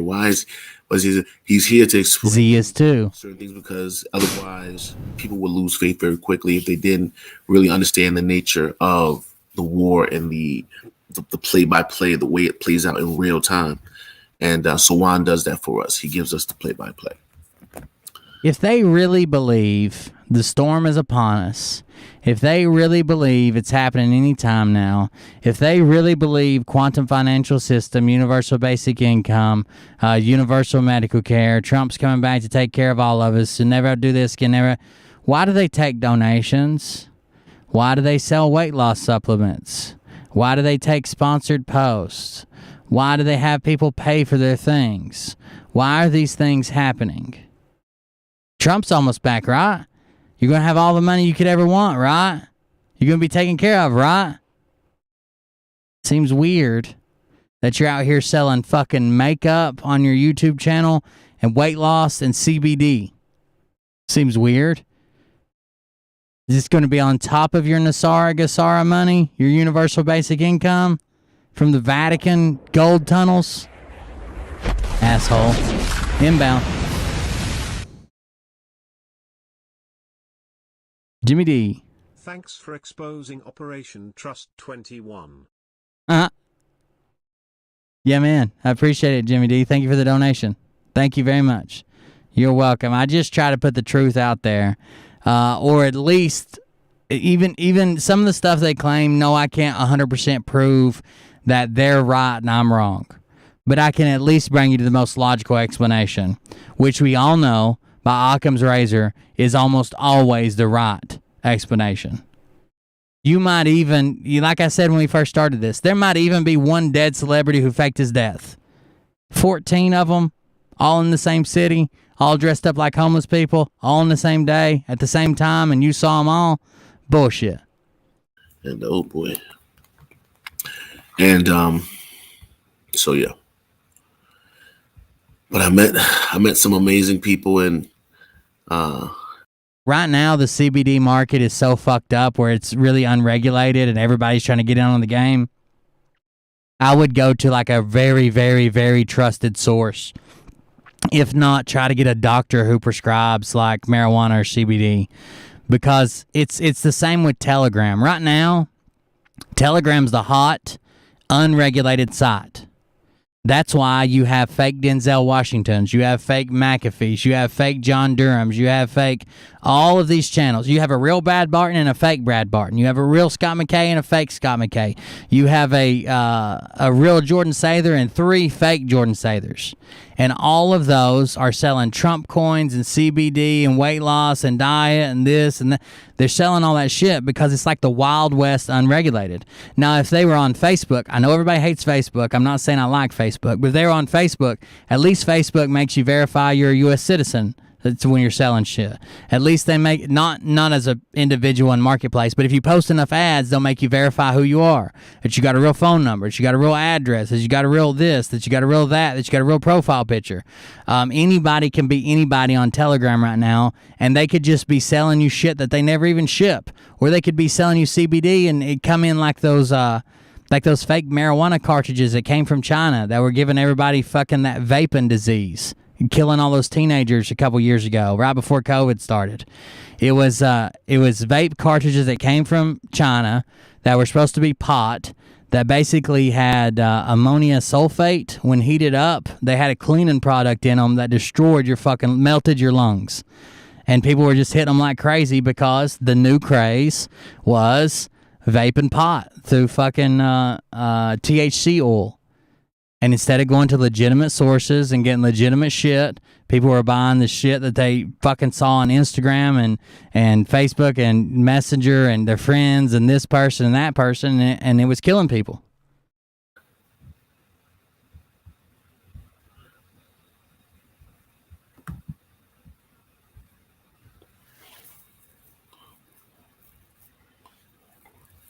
I got some other videos to show as soon as we finish here with. Hear about this? You know, you got to send me a link. about the word. As we finish up with PRYME. People's pages. I don't know anything about that. See, actual THC oil vaped is actually really good. It comes on really quick. You got to be careful. Don't like take a bunch of big hits.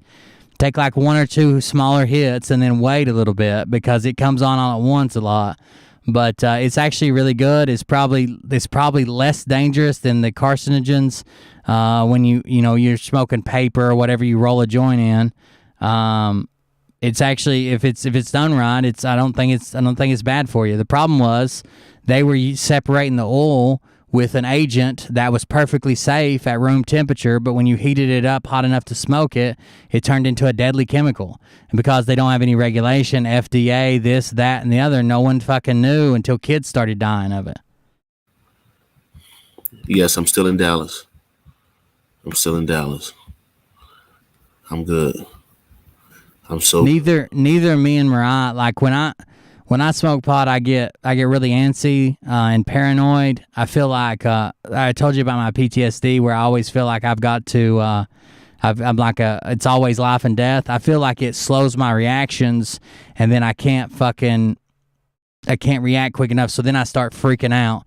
Mariah doesn't do well with it either, but I don't think there's anything wrong with it. Yeah, the oil out of it's a process to make the oil out of it. The same thing you would bake brownies with, except they put the oil in butter, right? It's the same shit. 50 Cent, something special. So much love here, man. I've gotten a lot of healing here since I've been here. A lot of love in Dallas. It was definitely a coming home event. I got to tell you about the Galactics that's here walking among us. He said, I can't wait to hear about the Galactics. It's funny, I just said that and I just seen the post after. It's funny you said that. I'm in tune. Yes, Ed, it was a pleasure meeting you, bro, and hanging out. We got to do it again. I was getting pulled in so many directions. Hey, Soldiers for Jesus, I don't know if I saw your comments maybe, or did you send me a message?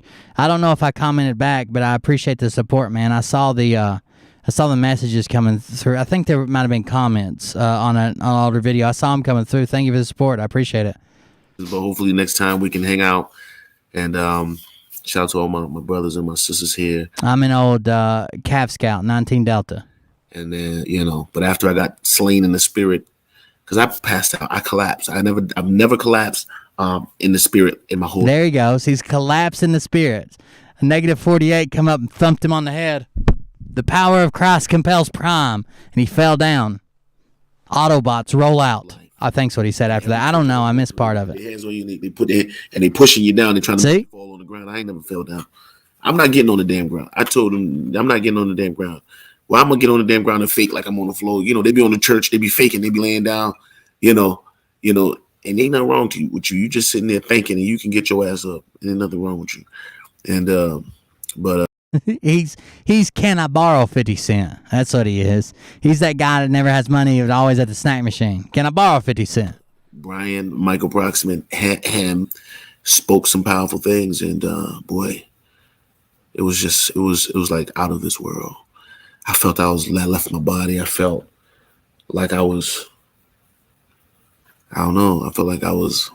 Hey, mods, if you don't care to every maybe 30 minutes or something, will one of you drop the link to the game channel since we're going to be over there tomorrow? The game channel name, you can search it on YouTube. It is Cold Beer Creations. Cold Beer Creations. We're playing a 6-week long game, like an adventure storytelling game. M Seeker of Truth's on it. 2 of my mods are on it, and 3 viewers. With they're all viewers too, but M Seeker's there, Shar, Yori, Zay, Raina, and Josh are all playing over on Cold Beer Creations every Friday night, 6 p.m. to 8 p.m. Central. It's actually really fun. When you first see it, you're gonna be like, "What the hell? Why is Will just running around telling a story?" But if you watch for a little bit, it gets really good. It's really entertaining. It's like a long-term. It's a 6-week long game, 2 hours at a time, and we're telling a story and letting the characters make choices to get through it. It's pretty sweet. I felt like I had to hold somebody in the physical world. There was people around me. I had to grab them and hold them because I was leaving. It was some powerful. I can't even explain it. Maybe. And right now, the way I did the crossover, because I've never done a game night and most of my content is based on exposing frauds and liars and grifters. The bad guy, if you really want to laugh, the bad guys are some of the grifters. So it's pretty fun. It's all about this new religion that's kind of like a cult that started worshiping the one with the orange hair, who mysteriously sounds a lot like Donald Trump, and they're all chasing our adventuring party down and trying to kill them. It's a really cool game. But right now, the shit was powerful. Okay. Now, the Galactics. The Galactics. Here we are, the aliens. And someone came to me and said, Prime, there are angels here. And, you know, it's this one, it's that one, and that one, and this one. I said, okay, thank you. And so they approached me. They approached me several times. Shook my hand. And I have heard 1111, Lala. And I'm looking at them and 1111 is going to be big. But I've heard every day, every month, every week, every date, every time since November.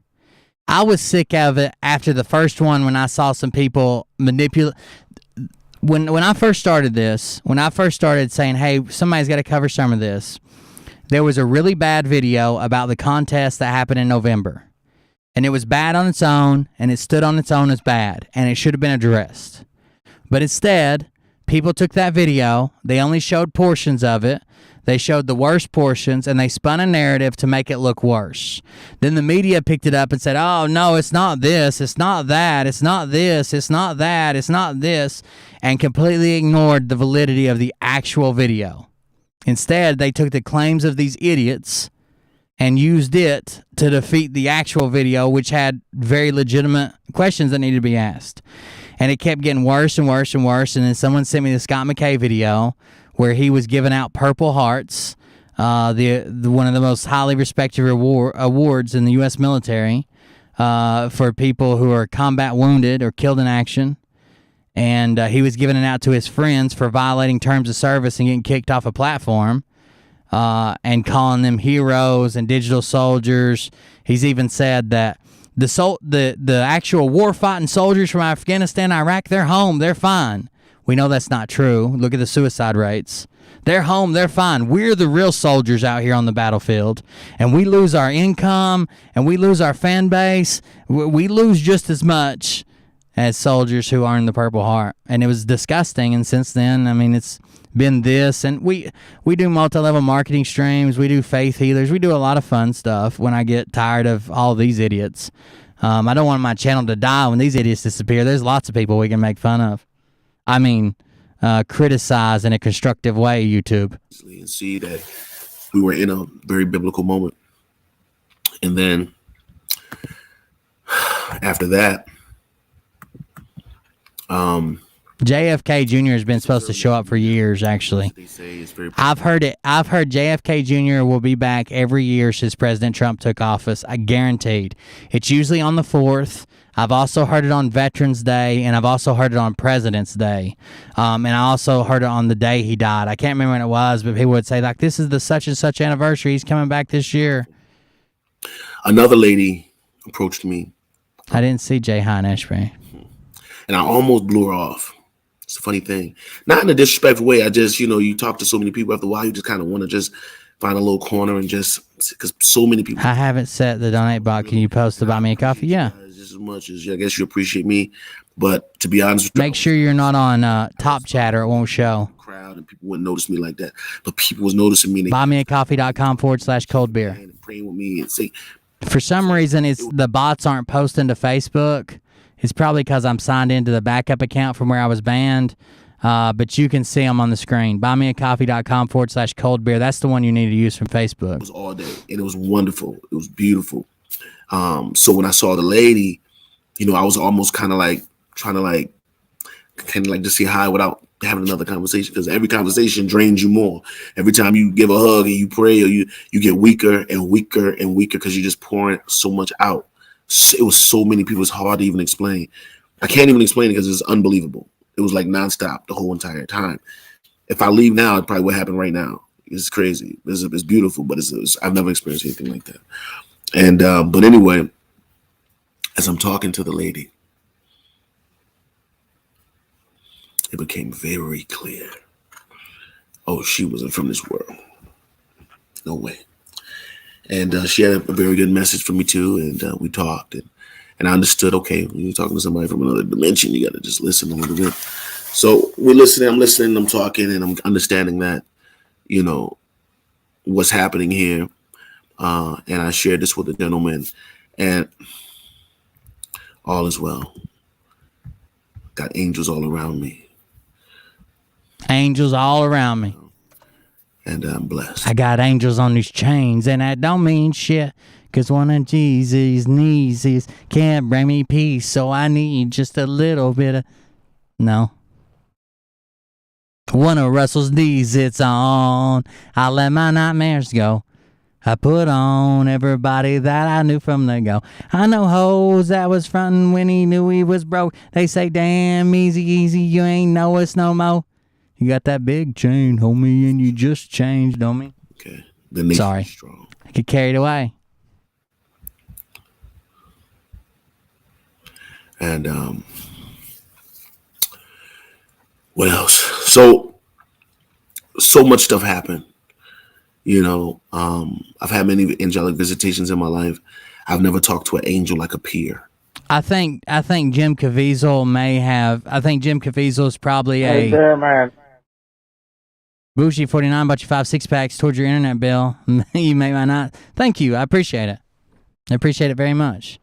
I think Jim Caviezel is probably a good guy that means well. I think he was swindled by Tim Ballard. We can talk about Tim Ballard sometimes, but I think he's a con artist. I've heard a lot of conflicting stories from people who are actually on the ground with him when he's rescuing these kids. That it's more of a publicity stunt, that his charities are actually putting kids in danger in these orphanage. I've heard stuff about the very first meeting he had about starting our Underground Railroad was called a whiteboard meeting, and the topic of the meeting was how to get to a movie and book. It wasn't how to rescue the most kids, how to take care of the most people. It's got a lot of ties to his church. And that church has a lot of ties to some really weird stuff, a lot of pyramid schemes, a lot of other things. Their orphanage is a joke. There shouldn't be, if he's the child rescue guy, he shouldn't be funding and running an orphanage where kids are starving. There's just a lot of stuff going on. Now, Jim Caviezel, I think, is probably a decent guy who kind of got wrapped up in it more than he should. I'm sure he doesn't have time to do the research and stuff like I do. And he's got people around him like Tim Ballard and this guy and Juan O'Savin and Clay Clark and shit that are fucking with him. I would like a chance to talk to Jim Caviezel before I threw him off, but I also haven't done all the research. Maybe he is pushing something pretty shitty. I don't know. And I don't know if that can resonate. Maybe it is his own idea. But I've had many angelic visitations in my life, several of them. You know, angels have saved me over and over and over again in my life. They've come to me, talked to me, sent me messages. I don't need your purple heart. I'll tell you that much. Over and over again. Got McKay. But I've never talked to an angel in physical form like a peer. You know, not coming into my life to save my life from impending danger, but coming into my life to just say, welcome. Exactly. They've also, you're right, Johnny. They've also detracted from actually helping kids. When you hear these nut jobs, actually, the Save the Kids Foundation, who actually started hashtag Save the Kids, asked them to stop using it. And then they started saying the Save the Kids Foundation was evil, satanic, pedo stuff. When you call everybody you dislike a pedo guy, there is a chance, and maybe even likely, that some of these people are into fucked up shit like that. And they're in our government, they're in our schools, they're around, they're in, they're in places of authority that we need to get rid of them. But when you call everybody one, it discredits anybody who's calling someone one. So the guy who's an actual pedo guy is standing around saying, hey guys, isn't this crazy? They're calling us all pedos. Haha, whack jobs. And everybody's like, yeah, they're pretty crazy. And he's just hiding his crime behind a fucking slurry of insults and allegations. Welcome home. And so what happened in Dallas won't stay in Dallas. Soon you will all know. And I do believe a movie was being filmed. Yes, galactics are angels. Okay. There's also different, there's also the higher dimensional angels that, they're just like a conscious light beyond something that we can probably comprehend. But many of the biblical angels are the galactic light forces from the Pleiades that have been around for a very long time. And much of what the Bible speaks of as angels is actually talking about the galactics. Hey, Beer Man, thanks for your... Oh, thank you. Yeah, you don't have to say that. I've been thanked enough, but I appreciate it. Thank you. You were sent by... You're an angel. And that's a common thing, way we use words. Thank you for the donation, too.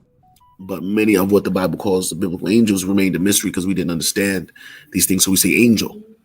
Angel, but they're really aliens. A being came out with the blonde hair, and it was an angel, right? It was an angel. It was a galactic light being. Okay. And so they're here. They're walking among us. The angels are galactic light beings. Makes sense. Okay. Yes, sit your ass down. And Kiki, on November the 2nd, JFK Jr. was supposed to appear in Dealey Plaza, the place where his dad was assassinated, and announce that he was supposed to introduce Donald Trump and then announce his mom and dad, JFK Sr. and Jackie Kennedy. And then JFK Sr. was supposed to say that he was killed and resurrected 4 days later, and he's actually Jesus Christ, and this is the second coming of Christ. He was supposed to name Trump president. Trump was supposed to step down, naming JFK Jr. president. JFK Jr. was supposed to name Mike Flynn as his vice president, and then Trump was supposed to join the Galactic Federation as the King of Kings. That was what was supposed to happen, all fucking public. None of it did. So, yeah. They all showed up there and stood in the rain. Nothing happened. Yes, I do believe that. Is it? Don't know.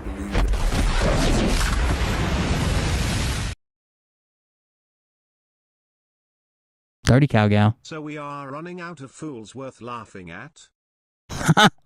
Not yet. We still got quite a few. Actually, let me pull up. I know this. Some people are saying this video is getting kind of long. I got some other stuff we can play.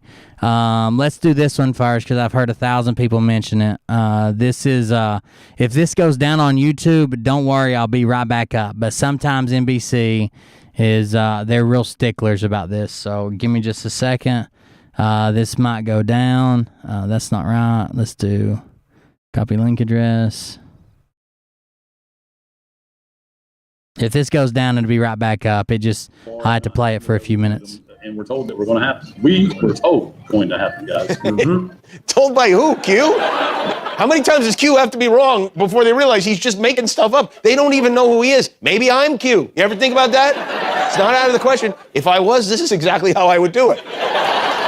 Neither of the JFKs showed up to the big party, but they did see some other undeceased celebrities. Whatever is happening, it will be revealed in his timing. Yes, amen to that. Mm-hmm. Like you said yesterday, that Michael Jackson, David Reynolds, and some others. Yes, guys, you will soon see the pictures that we're taking online if you aren't already seeing them. But those folks were here yesterday and the day before. That's not really Scott, but he is funny. You're going to be surprised to learn that those pictures of Michael and Debbie Reynolds never materialized.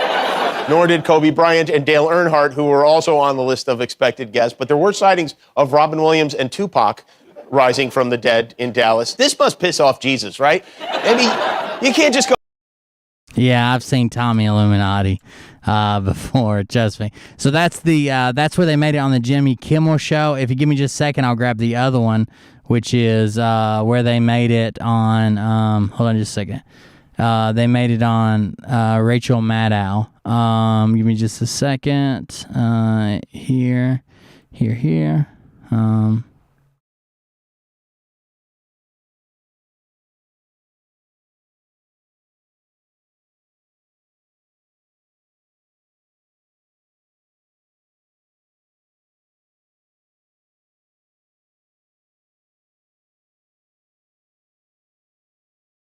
Yeah, here it is. Copy link. This is the other. This is where else they made it. Somebody from the AP had to pick it up, or they weren't going to. I don't like either. I mean, I don't care for Jimmy Kimmel. I don't think he's been funny in years. Since the damn Man Show, probably. But I don't like Rachel Maddow either. But it's still, this affects all of us. If you voted for Trump, you lean conservative, you've ever made a conservative statement, if you're anti the medication they're using now, anti-forced, anti-mandates, anti-lockdown, it affects all of us. They're putting us all in the same basket. And the basket, at the top of the basket's all the crazies. You might be buried in the bottom with just one issue, but the basket's still full of crazies, and that's who they're pointing to. Okay, it's actually kind of simple. You just have to listen closely. At the beginning, when you're first starting to hear it, it won't seem like it makes all that much sense, but just stick with it. This has 400,000 views on, almost 350. The Mussolini part, just let it wash over you, and eventually it will sink in and make sense. General Patton is the grandson of Abraham Lincoln. Lincoln, yeah. All right. General Patton had a brother, which was Benito Mussolini as well, who came. So General Patton, the son of Abraham Lincoln, his brother was Mussolini, was the son of William Wallace Lincoln. Benito Mussolini was the son of Thomas Tad Lincoln. I'm sorry, grandson. Grandson of Lincoln is Mussolini, you know. All right. Joseph Kennedy, the older brother of John F. Kennedy, presumed dead in World War II, was not dead. He went into hiding for protection. He had children. Joseph Kennedy begat General Michael Flynn, who happens to be first cousins. They're trying to, it's all about the bloodline. They're all related. You know, to not be the deep state, cabal, evil, Illuminati, satanic, ritualistic, sacrificial, blah, blah, blah, to be the other side, they sure are obsessed with the bloodline a lot. You know what? They're all about the queen doesn't deserve to rule. It's a reptilian bloodline, blah, blah, blah. They're all awful upset about this other bloodline. Speak about it an awful lot, huh? John and his siblings as well. Trump is the biological son of General Patton, which makes him first cousins to John and the Kennedys as well. These oh god. The bloodline. It's all about the bloodline. I told you it was simple. See, it's all about the bloodline. See how it's... They're calling this a win. Mainstream media fell right into the trap. They're all talking about JFK and JFK Jr. This is a trap. Q knows how to do it. This is the narrative. They're talking about Trump. They're talking about JFK. They're talking about the bloodline. They're admitting they're guilty. They know it. The Mussolini. If this is a trap, why would they not just not talk about it? They're making fun of you guys. Lincoln. ML's occupation. He's a multi-level marketer. I don't know if that's him full-time or if he does that on the side. His name is Marcus Leonard. Or is it Leonard Castor? Marcus Castor. But he is he sells patches for LifeWave and other LifeWave products. But I don't know if that's his side job or what. And the Patton Mussolini. Johnny T lives in Australia. They're doing some fucked up stuff, and Mark Lester Castor, thank you. They're doing some fucked up shit. I know to you guys in Australia. I know they got some fucked up shit in place. They're doing some fucked up things. I saw the decontamination kit tents and shit. But when you stand up, you don't get labeled as someone standing up for, freedom or freedom of choice or an oppressive government. You get labeled as this basket too. They're not helping your cause. They're not helping my cause. They're not helping. The whole world is standing up right now demanding transparency and accountability from our government. The whole world. Never have we had worldwide protests the way we are having right now. Never have we had so many people angry at their government and wanting answers.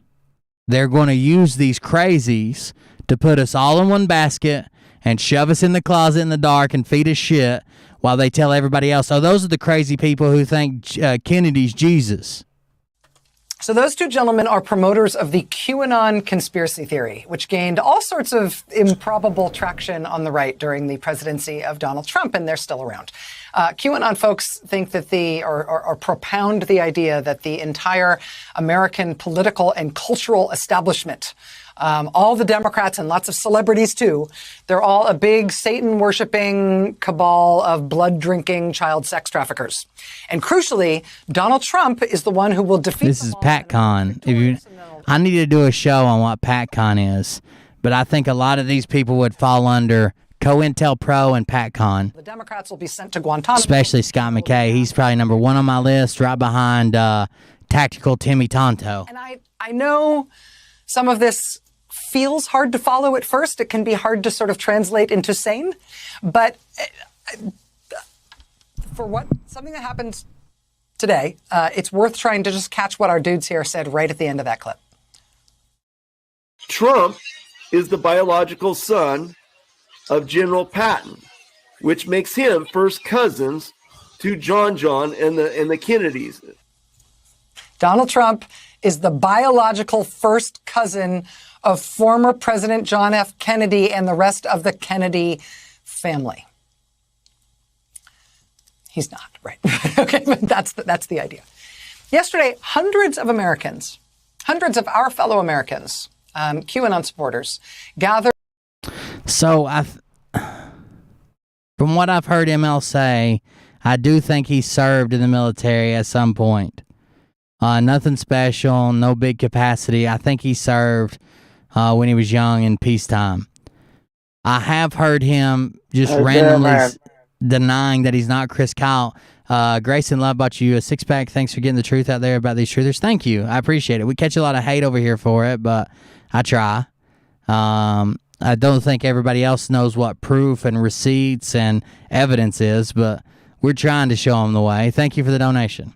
I have heard him flirt with the fact that he is Chris Kyle by denying it, as if someone was accusing him of being Chris Kyle. It's very strange. In Dallas, Texas at Dealey Plaza, which is where President John F. Kennedy was assassinated. We watched this video. The crowd is big. They turned up there yesterday and waited around for hours because they rightfully believed in their heart of hearts. They truly, Jesus Christ, unironically believed that President Kennedy's son, JFK Jr., was going to reveal himself at the site where his father died to announce that not only was he not dead himself, but he was re-entering public life just in time to become Donald Trump's running mate in 2024. And I tell you that this wasn't a joke to these folks, and they earnestly believed it. I mean, some of them did have shirts made up for the occasion. This one says, Trump Kennedy, keep the world great. This one says, oh, God. Trump, JFK Jr., 2024. They unfurled big campaign banners, too. They think that JFK Jr. is alive and he's going to run with Donald Trump for president and vice president in 2024. Not even 2024. Now he already is. They also took this opportunity to share a cool news. 2020. Back in time. No. Did we land on the moon? John F. Kennedy Jr., according to these folks, was expected to reveal himself at 12:29 p.m., the exact time that President Kennedy was shot. At precisely that time, the crowd piously recited the Pledge of Allegiance, but then, weirdly, he didn't turn up. Neither JFK Jr., nor his dad, nor anybody else from the Kennedy bloodline was, appeared mystically at Dealey Plaza. I mean, this is all insane. I'm sure they avoided it as much as they could. But it's to be honest with you, who believe Democrats and celebrities are secret blood-drinking pedophiles stood around for hours to witness what they believed would be the reincarnation of several deceased Democrats and celebrities who are certainly not blood-drinking pedophiles, to watch the son of John F. Kennedy join Donald Trump, his first cousin, on the presidential ticket to 2024. If you talk to people who follow, destroying all of our credibility, track this strain of online extremism, the whole JFK Jr. is coming back to run with Trump thing is considered a fringe belief even within the QAnon universe. It is something that really skirts around the very outer edges of that movement. But with that in mind, that just... Yeah, she's making it all look horrible. That this many people showed up in Texas this week to rally around a conspiracy so fringe, it's rejected by even some of the most devout QAnon promoters. Joining us now is Ben Collins. He's a senior reporter for NBC News. He covers disinformation and extremism and the internet. Ben, thanks for being here. I really appreciate you making time. Thank you. I don't know how long this part is. I didn't see this part. Sort of point and drop your jaw. I don't really care for her, but I want to see what they end up saying. At this. But I feel like one of the reasons I really wanted to talk to you about it is that I feel like you've been smart about how these are our fellow Americans, and these are people who are politically engaged in their own way. And these folks are looking for something and believing they are finding it within these strains. Did you feel surprised that there were so many people who actually turned up there, given how obscure? I did. There's a lot of people there, more than I thought. That would have motivated them to have to be there. Yeah, Rachel, I was shocked about this, frankly. I didn't mean to put that out. Look, in the QAnon universe, this is like a denomination of it, this JFK Jr. thing. Let's back up to what QAnon is, right? It's this idea that there's this guy named Q who's embedded in the government. He was saying there was this big secret plan with Donald Trump to save the world from all these pedophiles. And at the end of it, all of these satanic pedophiles who they believe are like Hillary Clinton and all of these Fox Cinematic Universe characters would be killed in the streets on live television. That's why this is scary, first of all, is because all of these people believe this and all of these people are hoping for it. But Q, that messenger at the heart of it, who was posting on 8kun, that message board that hosted white supremacist manifestos, Q explicitly said, God. Look, he always goes back to that, don't it? In December of 2018. He said, look, this is not true. The JFK Jr. thing, he's not alive. He's not coming back. By the way, also flat Earth, not real. And also both those things, the actual Q poster said, is the Earth flat? No. JFK Jr. alive? No. Third thing that he said, which is elections are safe. Don't worry about it. He said this all on December 12th of 2018. So a lot of QAnon followers moved off of that. The majority of them have moved off of that. And they've moved on to different kinds of conspiracy theories. But there is this one subset, this extremely, extremely religious subset that has made Donald Trump basically a messiah in this space, and JFK Jr. as his ostensible running mate when he comes back to life. It's extremely religious, but they do firmly believe this stuff. Do they, though? And is it Texas specific, or did yes, they do. From around the country to be in Texas for this thing? People came from around the country, and look, they came to meet Telegram influencers. So on Telegram, it's sort of the Wild West. It's sort of like Facebook 5 years ago, where nobody's getting banned no matter what. Everything's covered because they believe everything is free speech politically. But there are fake JFK Jr. accounts on there who, by the way, they sell Ethereum. They sell things like Trump coin, or they don't sell Ethereum. They try to get people to give them that cryptocurrency and Trump coin as well. And then there are these two other guys who's, they don't even use their real names. Their names are a bunch of words with letters at the end of it. And they have hundreds of thousands of followers on Telegram. And that's who showed up for these things today. It wasn't, even the name brand QAnon people that you would know maybe from the insurrection. It was a bunch of people who've grown a following since then. This has kind of grown its own new life since then. And by necessity, you have to think of things that happen in the real world, not just online, as an escalation, right? Once people leave the keyboard, get out from behind the keyboard and actually physically go somewhere and show their face and dress up and get the T-shirt and hold the flag, it is an escalation. It is a renewed commitment, in effect, to that subculture and to those beliefs. Jesus Christ. They're going to railroad the shit out of this. You remember how long they milked the Gen 6 stuff? They're going to milk the shit out of this too. Deplatform these people from Facebook and Twitter. They go away largely. Like, the groups are not as big. I'm on both my channels. Committed to their own spaces. Make sure everybody subscribe to both of them. To each other on Telegram yesterday, and they were just reaffirming their own sort of literature. They were creating their own language and vocabulary about how to talk about this, about how to talk about how to talk to each other about this religion they were creating in real time. And the scary thing is, even the people who think they're nuts in the QAnon community, the end game is still there. The end game is still, let's go murder our enemies. If we get rid of these enemies, if we get rid of Hillary Clinton, if we get rid of all these people who we believe are killing children, for their blood, then everything will be okay. And this is a tiny subset of a much larger movement, and all of them believe this. All of them believe this. All of them believe this. Jesus. That's wild. Let me grab this video that I pulled up earlier. I told you I was going to show part of it. I'm not going to show the whole thing, but I will link it if you're more interested in it. I'll probably link it in the chat and put it on Telegram. This is the one about the mass psychosis. I did want to show you guys this one. I've showed it once on the show before, but it's pretty good. Here, check it out. Full presentation was written and narrated by Academy of Ideas. We're not going to watch the whole thing because it's pretty long. It's 20 minutes. This is mass psychosis, how entire populations becomes mentally ill. Masses have never thirsted after truth. They turn aside from evidence that is not to their taste, preferring to deify error if error seduced them. It's literally happening right now. Is easily their master. Whoever attempts to destroy their illusions is always their victim.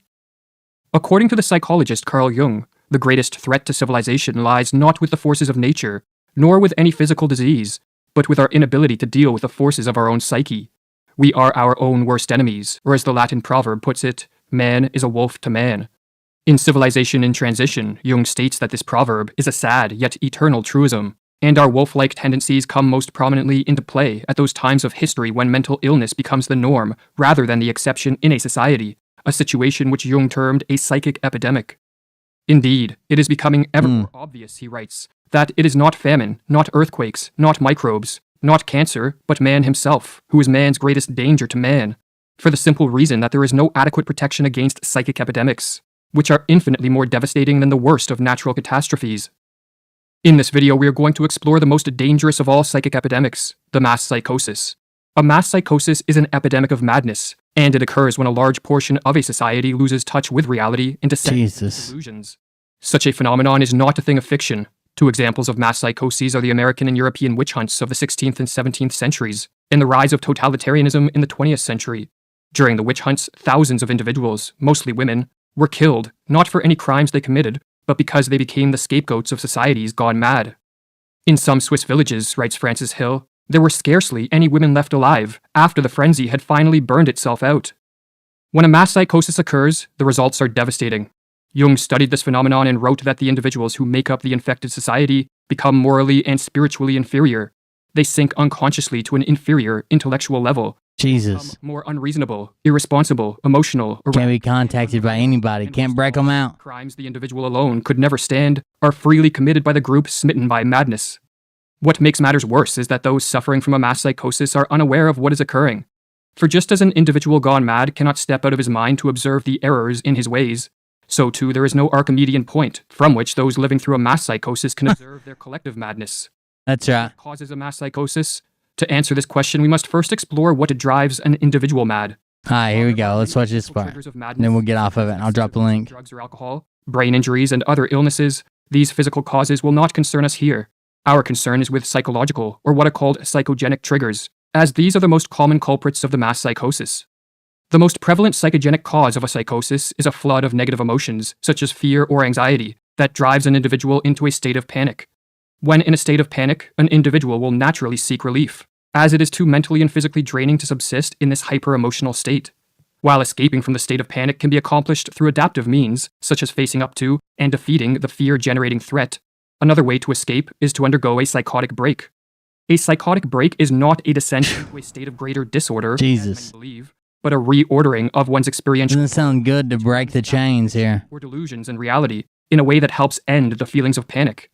Silvano Arietti, one of the 20th century's foremost authorities on schizophrenia, explains the psychogenic steps that lead to madness. Firstly, there is the phase of panic, when the patient starts to perceive things in a different way, is frightened on account of it, appears confused, and does not know how to explain the strange things that are happening. The next step is what Arietti calls a phase of psychotic insight, whereby an individual succeeds in putting things together by devising a pathological way of seeing reality which allows him to explain his abnormal experiences. The phenomenon is called insight because the patient finally sees... It's his insight. Nobody can mess with his insight. But the insight is psychotic because it is based on delusions, not on adaptive and life-promoting ways of relating to whatever threats precipitated the panic. The delusions, in other words, allow the panic-stricken individual to escape from the flood of negative emotions, but at the cost of losing touch with reality, and for this reason, Arrietty says that a psychotic break can be viewed as an abnormal way of dealing with an extreme state of anxiety. If a panic-triggering flood of negative emotions in a weak and vulnerable individual can trigger a psychotic break, then a mass psychosis can result when a population of weak and vulnerable individuals is driven into a state of panic by threats real, imagined, or fabricated. But as delusions can take many forms, and as madness can manifest in countless ways, who is this? What is this name? Psychosis unfolds will differ based on the historical and cultural context of the infected society. But in the modern era, it is the mass... This is from After School, by the way. ...that appears to be the greatest threat. I got it sped up a little bit, but... Is the modern phenomenon of... CM Seeker, thanks for joining us, man. ...coupled with the obliteration of individual human rights. In the totalized state, there are those in power, and there are the objectified masses, the victims. In a totalitarian society, the population is divided into two groups, the rulers and the ruled, and both groups undergo a pathological transformation. The rulers are elevated to an almost godlike status. Who the fuck told you weren't welcome here? Which is diametrically opposed to our nature as imperfect beings. Aren't you the guy always talking shit about me over on Travis's chat? But no one said you weren't welcome here. Who are easily corrupted by power. The masses, on the other hand, are transformed into the dependent subjects of these pathological rulers and take on a psychologically regressed and childlike status. Hannah Arendt, one of the 20th century's childlike status, called totalitarianism an attempted transformation of human nature itself. But this attempted transformation only turns sound minds into sick minds, for as the Dutch medical doctor who studied the mental effects of living under totalitarianism wrote, there is in fact much that is comparable between the strange reactions of the citizens of totalitarianism and their culture as a whole, on the one hand, and the reactions of the sick schizophrenic on the other. The social transformation that unfolds under totalitarianism is built upon and sustained by delusions, for only deluded men and women regress to the childlike status of obedient and submissive subjects, and hand over complete control of their lives to politicians and bureaucrats. Hand over complete control. They're reduced to fucking children. They hand over complete control to the leaders. Only a deluded ruling class will believe that they possess the knowledge, wisdom... This is mostly about the government manipulating it. And even though right now we're more seeing like individuals manipulate it, movement leaders to manipulate it, doesn't mean the government's not behind it either. And acumen to completely control society in a top-down manner. And only when under the spell of delusions would anyone believe that a society composed of power-hungry rulers on the one hand, and a psychologically regressed population on the other, will lead to anything other than mass suffering and social ruin. But what triggers the psychosis of totalitarianism? As was explored in the previous video of this series, the mass psychosis of totalitarianism begins in a society's ruling class. The individuals that make up this class, be it politicians, bureaucrats, or crony capitalists, are very prone to delusions that augment their power, and no delusion is more attractive to the power-hungry than the delusion that they can and should control and dominate a society. When a ruling elite becomes possessed by a political ideology of this sort, be it communism, fascism, or technocracy, the next step is to induce a population into accepting their rule by infecting them with the mass psychosis of totalitarianism. This psychosis has been induced many times throughout history, and as Mirlu explains, it is simply a question of reorganizing and manipulating collective feelings in the proper way. The general method Jesus Christ. of a ruling elite can accomplish That's scary. Is called menticide, with the etymology of this word being a killing of the mind. And as Mirlu further explains, menticide is an old crime against the human mind and spirit, but systematized anew. It is an organized system of psychological intervention and judicial perversion through which a ruling class can imprint their own opportunistic thoughts upon the minds of those they plan to use and destroy. Priming a population for the crime of menticide begins with the sowing of fear. When an individual is flooded with negative emotions, such as fear or anxiety, he or she is very susceptible to a descent into the delusions of madness. Threats, real, imagined, or fabricated, can be used to sow fear, but a particularly effective technique is to use waves of terror. Under this technique, the sowing of fear is staggered with periods of calm, but each of these periods of calm is followed by the manufacturing of an even more intense spell of fear, and on the process goes. Or as Mirlu writes, each wave of terrorizing... Fear calm, feel calm. It's the new scare events coming. Because people are still disturbed by their previous experience. Morality becomes lower and lower, and the psychological effects of each... It's literally what's happening right now. and no one can see it. They just keep fucking feeding them money, keep fucking saying it's on God's time, keep saying it's got delayed, keep saying Mike's a good guy, keep saying watch Negative 48, keep saying the fence sitter's not that bad just because he endorsed this guy who fucked us all. New propaganda campaign becomes stronger. It reaches a public already softened up. While fear primes a population for menticide, the use of propaganda to spread misinformation and to promote confusion with respect to the source of the threats and the nature of the crisis helps to break down the minds of the masses. Government officials and their lackeys in the media can use contradictory reports, nonsensical information, and even blatant lies, as the more they confuse, the less capable will a population be to cope with the crisis and diminish their fear in a rational and adaptive manner. Confusion, in other words, heightens the susceptibility of a descent into the delusions of totalitarianism, or as Mirlu explains, logic can be met with logic, while illogic cannot. It confuses those who think straight. The big lie and monotonously repeated nonsense It leaves everybody out and confuses those people. While the people are still searching for a reasonable counterargument to the first lie, the totalitarians can assault them with another. Come up with another one.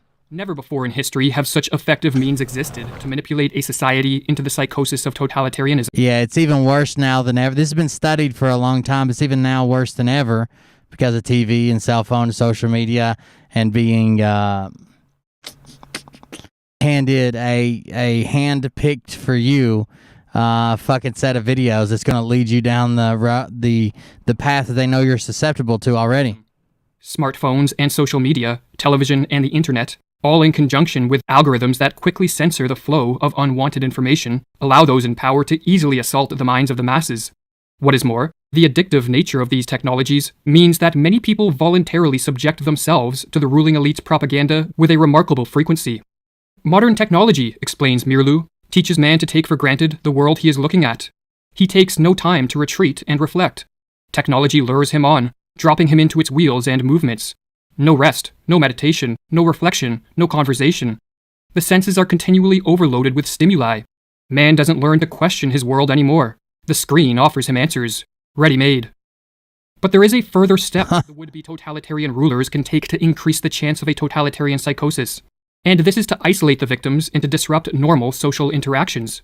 When alone and lacking normal interactions with friends, family, and co-workers, an individual becomes far more susceptible to delusions for several reasons. Firstly, they lose contact with the corrective force of the positive example, for not everyone is tricked by the machinations of the ruling elite, and the individuals who see through the propaganda can help free others from the menticidal assault. If, however, isolation is enforced, the power of these positive examples greatly diminishes. But another reason that isolation increases the efficacy of menticide is because, like many other species, human beings are more easily conditioned into new patterns of thought and behavior when isolated. Or as Mirlu explains with regards to the physiologist Ivan Pavlov's work on behavioral conditioning, Pavlov made another significant discovery. The conditioned reflex could be developed most... The reflex. Pavlov is the ring-a-bell guy. Every trainer of animals knows this from his own experience. Isolation and the patient repetition of stimuli... Isolation. ...required to tame wild animals. The totalitarians have followed this rule. They know that they can condition their political victims most quickly if they are kept in isolation. Alone, confused, and battered by waves of terror, a population under an attack of menticide descends into a hopeless and vulnerable state. The never-ending stream of propaganda turns minds once capable... I'll drop the link again. Here it is. I've dropped it a couple times already, but there it is again. Swirling around them and within them, the masses crave a return to a more ordered world. The would-be totalitarians can now take the decisive step. They can offer a way out and a return to order in a world that seems to be moving rapidly in the opposite direction. A way out and a return to order. The masses must give up their freedom and cede control of all aspects of life to the ruling elite. They must relinquish their capacity to be self-reliant individuals who are responsible for their own lives and become submissive and obedient subjects. The masses, in other words, must descend into the delusions of the totalitarian psychosis. The totalitarian systems of the 20th century represent a kind of collective psychosis. Whether gradually or suddenly, reason and common human decency are no longer possible in such a system. There is only a pervasive atmosphere of terror and a projection of the enemy, imagined to be in our midst. Thus society turns on itself, urged on by the ruling authorities. But the order of a totalitarian world is a pathological order. By enforcing a strict conformity and requiring a blind obedience from the citizenry, totalitarianism rids the world of the spontaneity that produces many of life's joys, and the creativity that drives society forward. The total control of this form of rule, no matter under what name it is branded, be it rule by scientists and doctors, politicians and bureaucrats, or a dictator, breeds stagnation, destruction, and death on a mass scale. And so perhaps the most important question facing the world is how can totalitarianism be prevented? And if a society has been induced into the early stages of this mass psychosis, can the effects be reversed? While one can never be sure of the prognosis of a collective madness, there are steps that can be taken to help effectuate a cure. This task, however, necessitates many different approaches from many different people. For just as the menticidal attack is multi-pronged, so too must be the counterattack. According to Carl Jung, for those of us who wish to help return sanity to an insane world, the first step is to bring order to our counterattack and to live in a way that provides inspiration for others to follow. It is not for nothing. Jesus Christ, they've got this all figured out. I'm gonna drop the link again. We're not gonna watch the rest of it. I know it's kind of boring, but if this is something, it interests me. I know it's boring for some people. If this is something that interests you, there's the link. It's on a channel again called After School. It's got they do a really good job of describing that shit. How an entire group of people fall into this mass psychosis, how they get fooled, how they lose their friends and family, how they get sucked in, feel like they can't leave, feel like they don't know where to turn, end up self-harm or depressed or shut in, or there's a lot of bad shit going on with these people, and more to come. As more realize that they've been fucked, more to come. There's one more thing I want to show you before we go, and that is this. Not that. Doug needed to address this. Remember, Doug had ML on his show, spreading his bullshit. Let's see how Doug addressed it. Channel's not up. Hey guys, it's on YouTube on Doug Cosmo channel.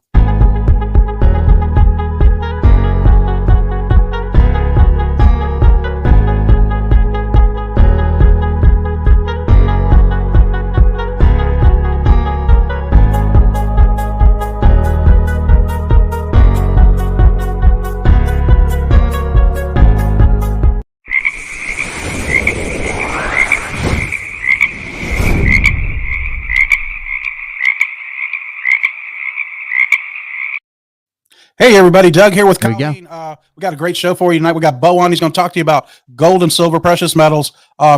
Just talking about how it's biblical, guys. And he's going to explain what the market's like right now. Nothing to buy. We're going to talk about that. So where are you guys watching us from? Gitmo in the house. Nice. Oh God, I can't do the intros. Hold on. Welcome. Our Rumble channel is up and running.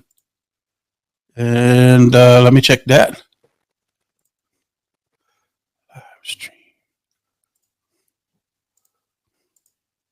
Come on. I'm just checking up. Give me a second, guys. You got it. There we go. We're live on there.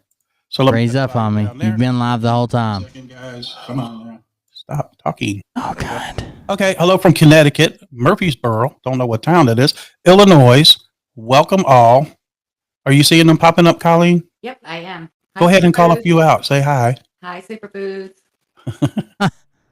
Jersey Shore, welcome to the show from Sweet Home Alabama. Come on, get off this shit. North Georgia, Alabama.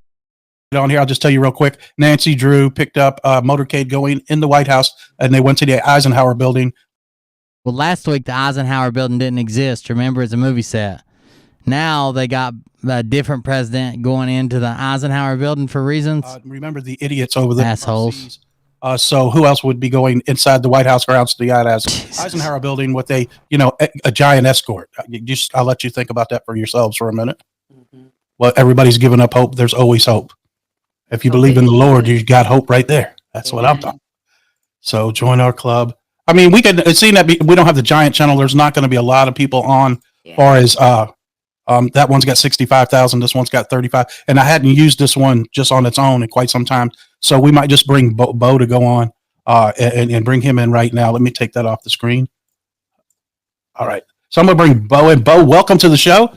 You're on the Frog News Network. Come on, Bo. Welcome you to the show. Can you tell our listeners a little bit? All right, here we go. What are we going to talk about? You owe him an apology. You said JFK Jr. was coming. You let ML on. You said you didn't want to believe it, but now you have to. Everything's changed. It's time for some answers. Everything's going to happen. What do you want to cover?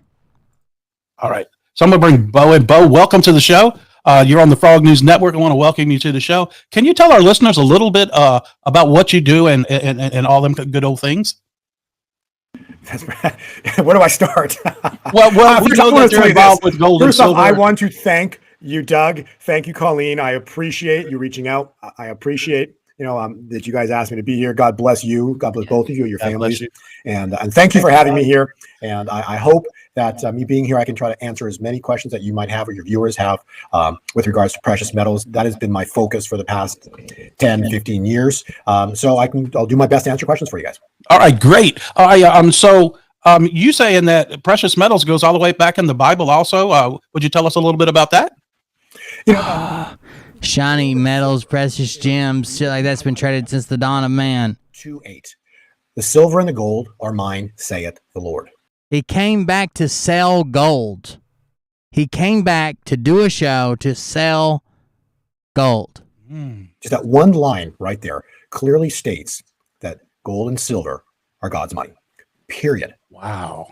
There's nothing more that needs to be said about gold and silver when it's, the word of God, that's his money. Now, what's happened is our world, for a while there, was using God's money, gold and silver, and we would be able to go to the bank. You drop off some gold at the bank. They give you fiat paper in exchange because it's hard to, cut a piece of gold and pay for something. Right. So paper was more fungible. That's the word for it because you can break it down in many pieces. Right. And then at some point you can take the paper, you can back to the bank, and they would exchange that for gold for you. And so there's a mechanism of the benefit of paper money. So this you can take back. And then what happened was you can take back in time. But in 1971, Nixon detached the convertibility of gold to paper. So he detached it. And the reason was because they started creating money out of thin air, even more so.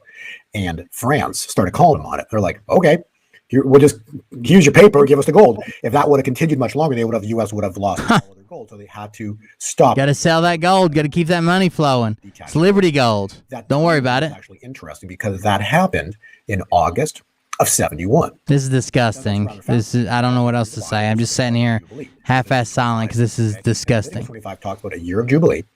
And it basically says that there's cycles of 7, which 7 times 7, and everything n times is 7. So 7 times 7 is 40. Got to sell that gold. Got to get them patches.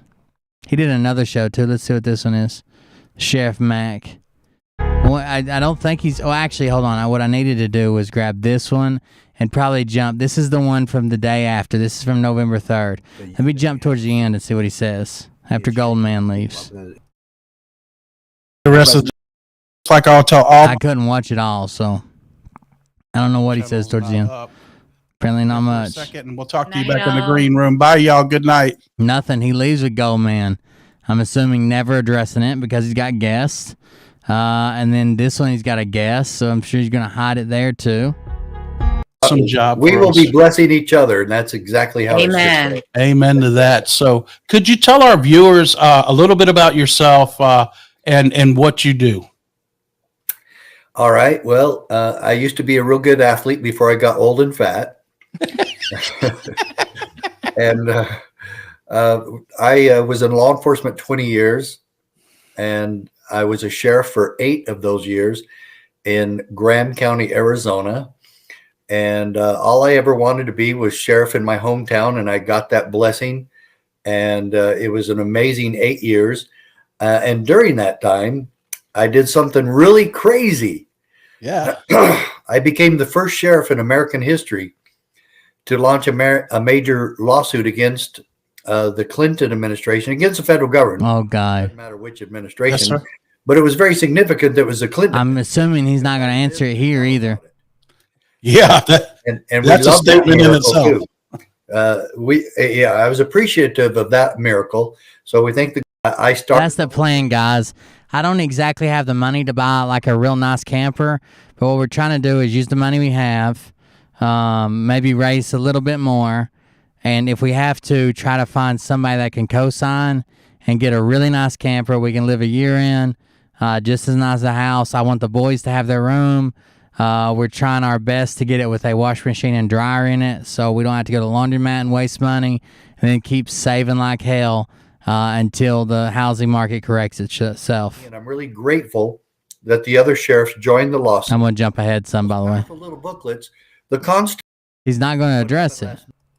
He knows that he said, look, Dougie didn't want to believe it, but now Dougie's got to believe it. 98. I don't know which decade, but The electronic machines came into play. it's not just electronic. Let's see what the comments on this other video are. Hold on. Yeah. As soon as they used computers for tabulating voting, they were cheating. But even the hanging Chad thing that happened, that was actually how my vote went when I lost, and the hanging Chad thing, and the two brothers, I don't remember their names now, but they wrote the book Vote Scam, and they called me and they asked me the 3 questions about my election, and they said that I was a victim of voter fraud, and they had no reason to lie to me, and I had some suspicions about God Almighty, but I left. I thought that's at the time I was really disappointed, but I felt that we were supposed to leave. And then anyway, I'm trying to find the red. What do they call the video? Redneck Renegade, I think is what they called it. Let me see if it's on his YouTube channel. Let's see what the comments are now. The fact that I stood against the Clintons and I stood for the Constitution, and that I won a case at the U.S. Supreme Court. Well, it was probably the dirtiest campaign I've ever been a part of. And 3 days, and get this too, it was almost 1 year. I don't see it on his YouTube channel. Just missed by a couple of weeks that I had won this landmark case at the United States Supreme Court. 3 days before the election, the agents of the IRS and FBI raided my office. And it was a search warrant aimed at someone that I had a contract with to do. I'm gonna have to go find it on their Rumble. Hold on. And I had an offer. Let's check and see if anybody called him out first. Well, let's check the end of this video. Please heal our land. And he almost always stays on after the guest. I think he's hiding from this, hiding from having to say some shit about it. Please bless our leaders to return to those basic fundamental principles. By the way, next time we come back, Kirsten W. did a video calling out Charlie Ward. We'll probably cover it as well. Please bless and heal on Saturday. Tomorrow's game night. Check it out. Bless our families and bless our children. Please walk with us throughout the remainder of this day and throughout this coming week. We pray this in Jesus' name. Amen. Amen. Amen. Thank you so much, Sheriff Mack, for coming on. Thanks for having me. We appreciate you. We appreciate each and every one of our Frogonites and Patriots out there. As we know, when we come together, more than one, but two, it's not 1,000. We're 10,000 strong under God's name, and we're his army fighting against this evil cabal, guys. We love you, and we thank everybody for coming on tonight. But nothing. What a dickhead. Let me grab his channel. Where's it at? The Frog News Network. I want to go to that Redneck Renegade, just see if there's any comments. We'll wrap it up, guys. By the way, tomorrow's game night. Don't miss it. We should have fun. I've got a bunch of stuff to catch up on, so tomorrow I'll be fucking around with it. Where is it? Does he not have it on here anymore? It was Redneck Renegade Radio. I think he's pulled down the video. I remember this one. And then Dr. Candace, I remember seeing this one, the Jeff Wallace. Then there's just call-in show. I don't think that's it. Patriot Soapbox, that's not it. That's where he talks about himself. What is call-in show? I swear I don't think that's it. It said Redneck Renegade Radio. He's pulled it. He's fucking pulled it, dude. Patriot Soapbox, MK Ultra, Francine, Soap Talk, Microchips, Melissa Red Pill the World, new website update. He's pulled the fucking, this Sweet 17 woman's a nut job too. He's pulled the Redneck Renegade Radio thing. That's the last place we need to check, I guess.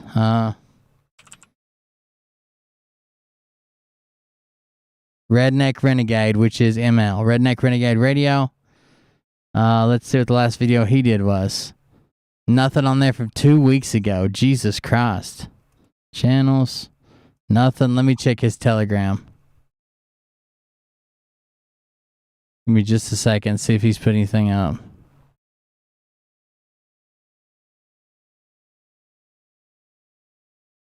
There's still people saying, if you can't trust Mike, if you're going to be mean, maybe you should leave.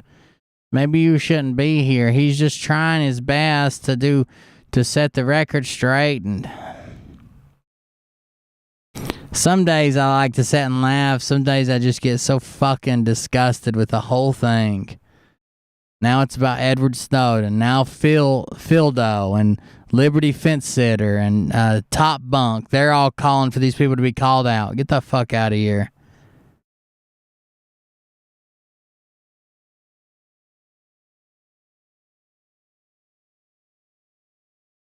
I don't see anything. We can try this.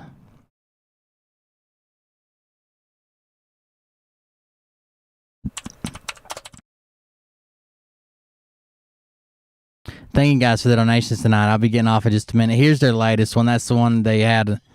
Here it is. We'll skip around this one. You can't watch the whole thing. Wow. November 3rd. I gave out a date. Oops.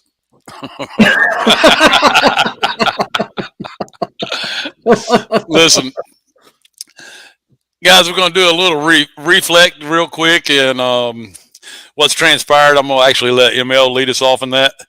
He's got the clearer head and he's been fighting a good fight along with us at home. And man, what a past 4 days. We have cards against humanity. You know, we're going to talk about all of that tonight. ML, you want to kind of lead us off? What do you want me to do? What do you want me to say, bro? I checked earlier tonight. He pulled it. It looks like it. Somebody who wasn't in doubt. He at least needs to address. I mean, I appreciate him pulling it. I think that should be done because what ML said was a fucking lie, right? But you also got to address it. You can't pretend like it never happened. What is your take? Yeah. Okay. Well, you know, in retrospect, a lot of the things that I saw taking I don't know, Internet Enforcers. like everybody else here, I only got snippets, some videos, some still shots, lots of different phone calls from different perspectives of things. Seems to me that it was a very spiritual event down there, a very spiritual event down there. Seems to me that, you know, I think a lot of individuals in their mind thought that perhaps. Oh, thank you. Somebody, since we've been live, somebody donated to the GoFundMe page. I appreciate that. Thank you very much. I just got the notification. It doesn't come through automatically. January 6th, possibly. But it was anything but. It wasn't a political, it wasn't a military, it was a spiritual event. And from multiple people that I have interacted with spiritual online and on the phone, you and others, have all told me they've had some very profound experiences with the Holy Spirit down there. They've seen people's lives changed. I've had many, many people contact me. Not a single person said it was going to be a spiritual event, by the way. It was all going to be a physical and public event. They thought we're supposed to show up. Other things showed up that they weren't expecting, such as the camaraderie, the real, true love between brothers and sisters. And I'll be honest with you, you know, I'm like a lot of people. I was expecting certain things to happen, but I went into this mindset. God, stop breathing so heavy, dude. To ourselves when we go into something like this, if we go in at least with some, not reservation, but some not clinical. By the way, Charlie Ward was saying the same thing. All these idiots were saying the same thing. And the ones that weren't saying it were endorsing these people. You think these people are capable of running a quantum financial system that's going to give you your... Come on. Logical thinking that something might and might not happen. Yeah, I use a local credit union. The problem that I've had with the house buying and really anything is like... when I finally said fuck it, I'm going to get my disability. I can't do this anymore. Blah blah blah. It was a long fight, and we lost a lot. A lot of stuff that we had financed, I had to give it up, take it back, turn it over. A lot of bills got behind. I don't have a great credit score. There's a donation there.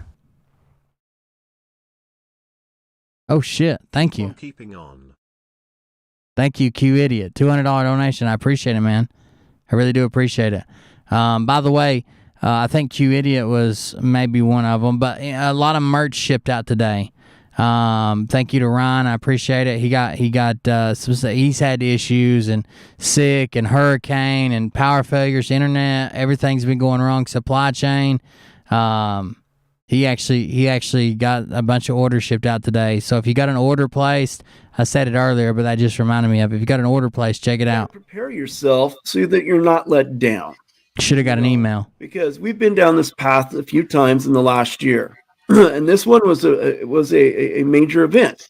But even in that, in hindsight, when I'm looking back and I'm looking back and I'm looking back, seeing things, I'm seeing things in a whole different perspective itself. And I have a guy who says he can fix my credit. I might use him actually, and get up to just whatever the minimum is, like a 620 usually for a loan. I might try that. To see what transpired down there, that were down there, and Yes, I have merch. I haven't been advertising it because my guy was so far behind. I didn't want to bury him with stuff because it was literally, we had supply chain issue because COVID. Then that went straight into a hurricane.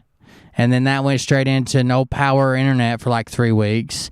Then that went straight into he got really bad sick and was hospitalized. So I didn't want to overwhelm him. But if you go to cultclub.com/merch, I'll drop the link. We got merch. I'm actually wearing the hoodie right here. The skull logo hoodie. I misspelled it. Hold on. My keyboard fucked up during the move and it types 2 M's when I type M. So I gotta watch it. cultclub.com/merch. It should post in just a second.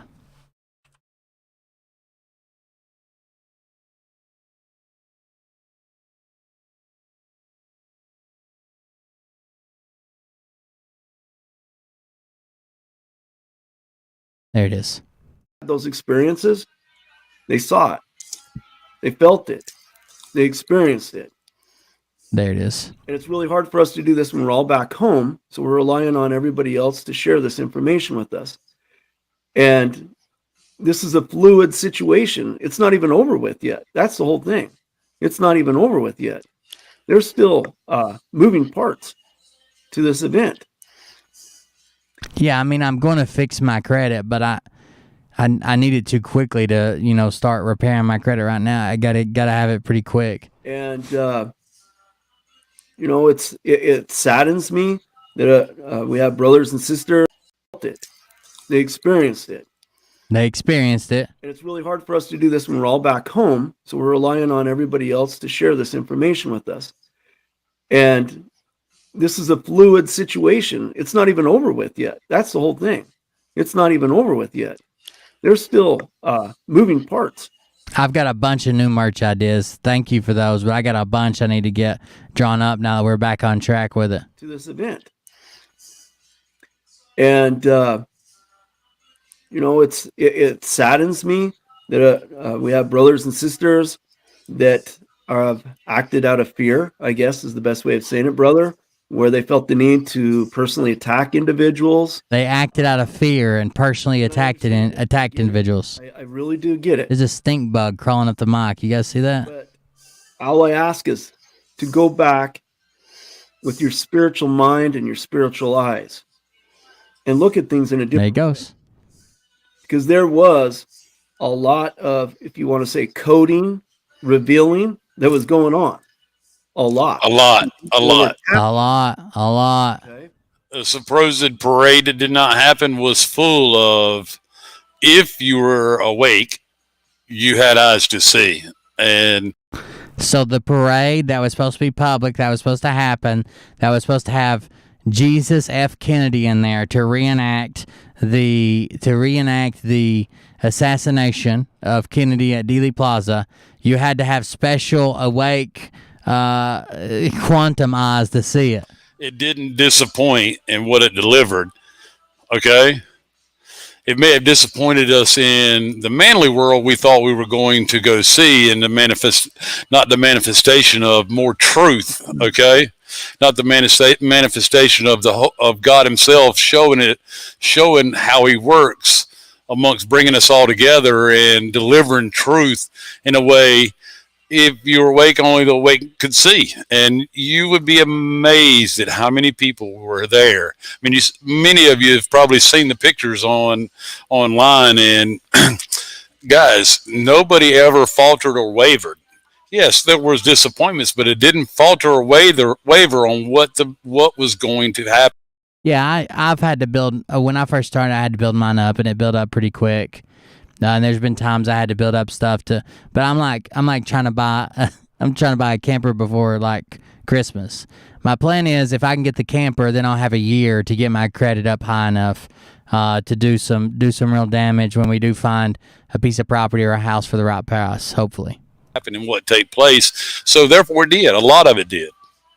It did happen. You just didn't see it. There were several vehicles that passed through while we were standing there on the side of the streets, rejoicing in God and the movement, and taking in the spirit of JFK, the beginning. Bobby Shmurda. You know, and there was a lot of vehicles that passed that let us know things that we needed to know, but through code. You know, they let us know. They told us it all happened, but they told us in code. Awake to that were there. So many of them. So many of us, I should say. And then to further that into the concert. People are pissed. Y'all had a nice trip on us. Give people their money back. Stop muting me.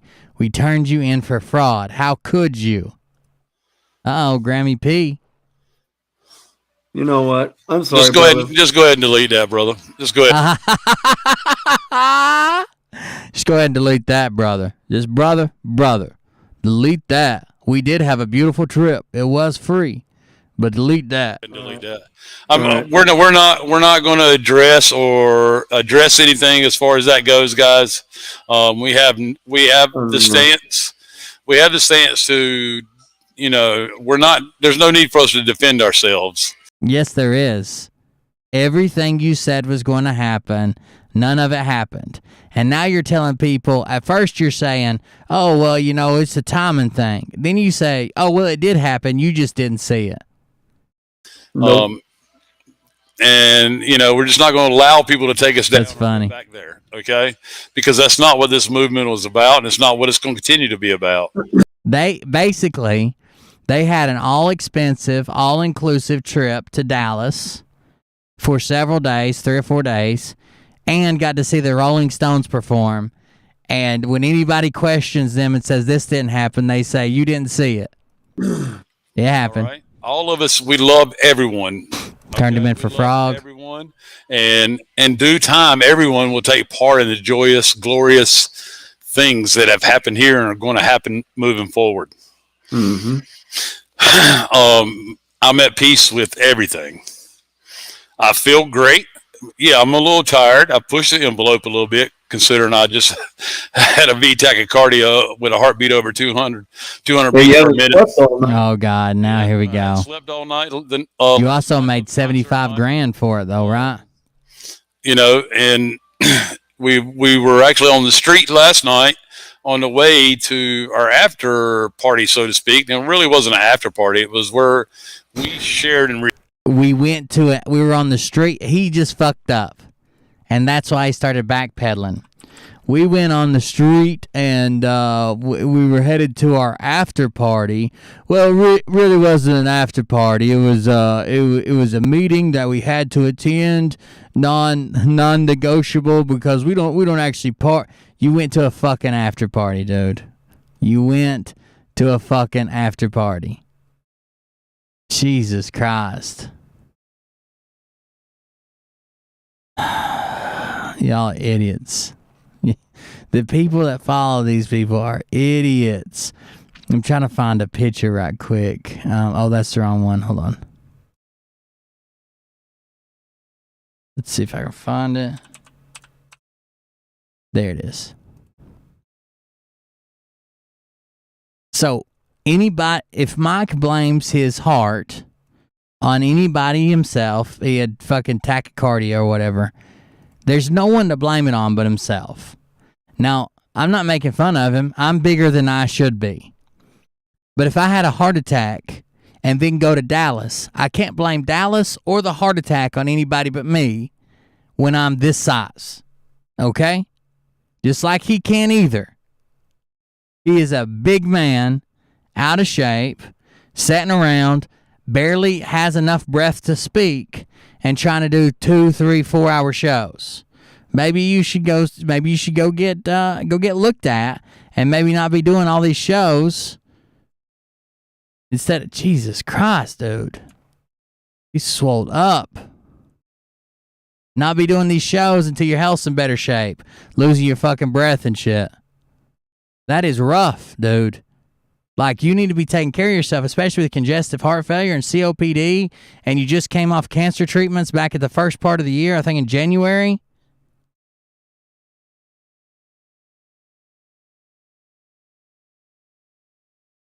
Somebody told me way back in the day that Doug was a skinny one, and I didn't believe him. I swear I didn't believe him. Reflected together on what we saw. Uh-oh, don't know.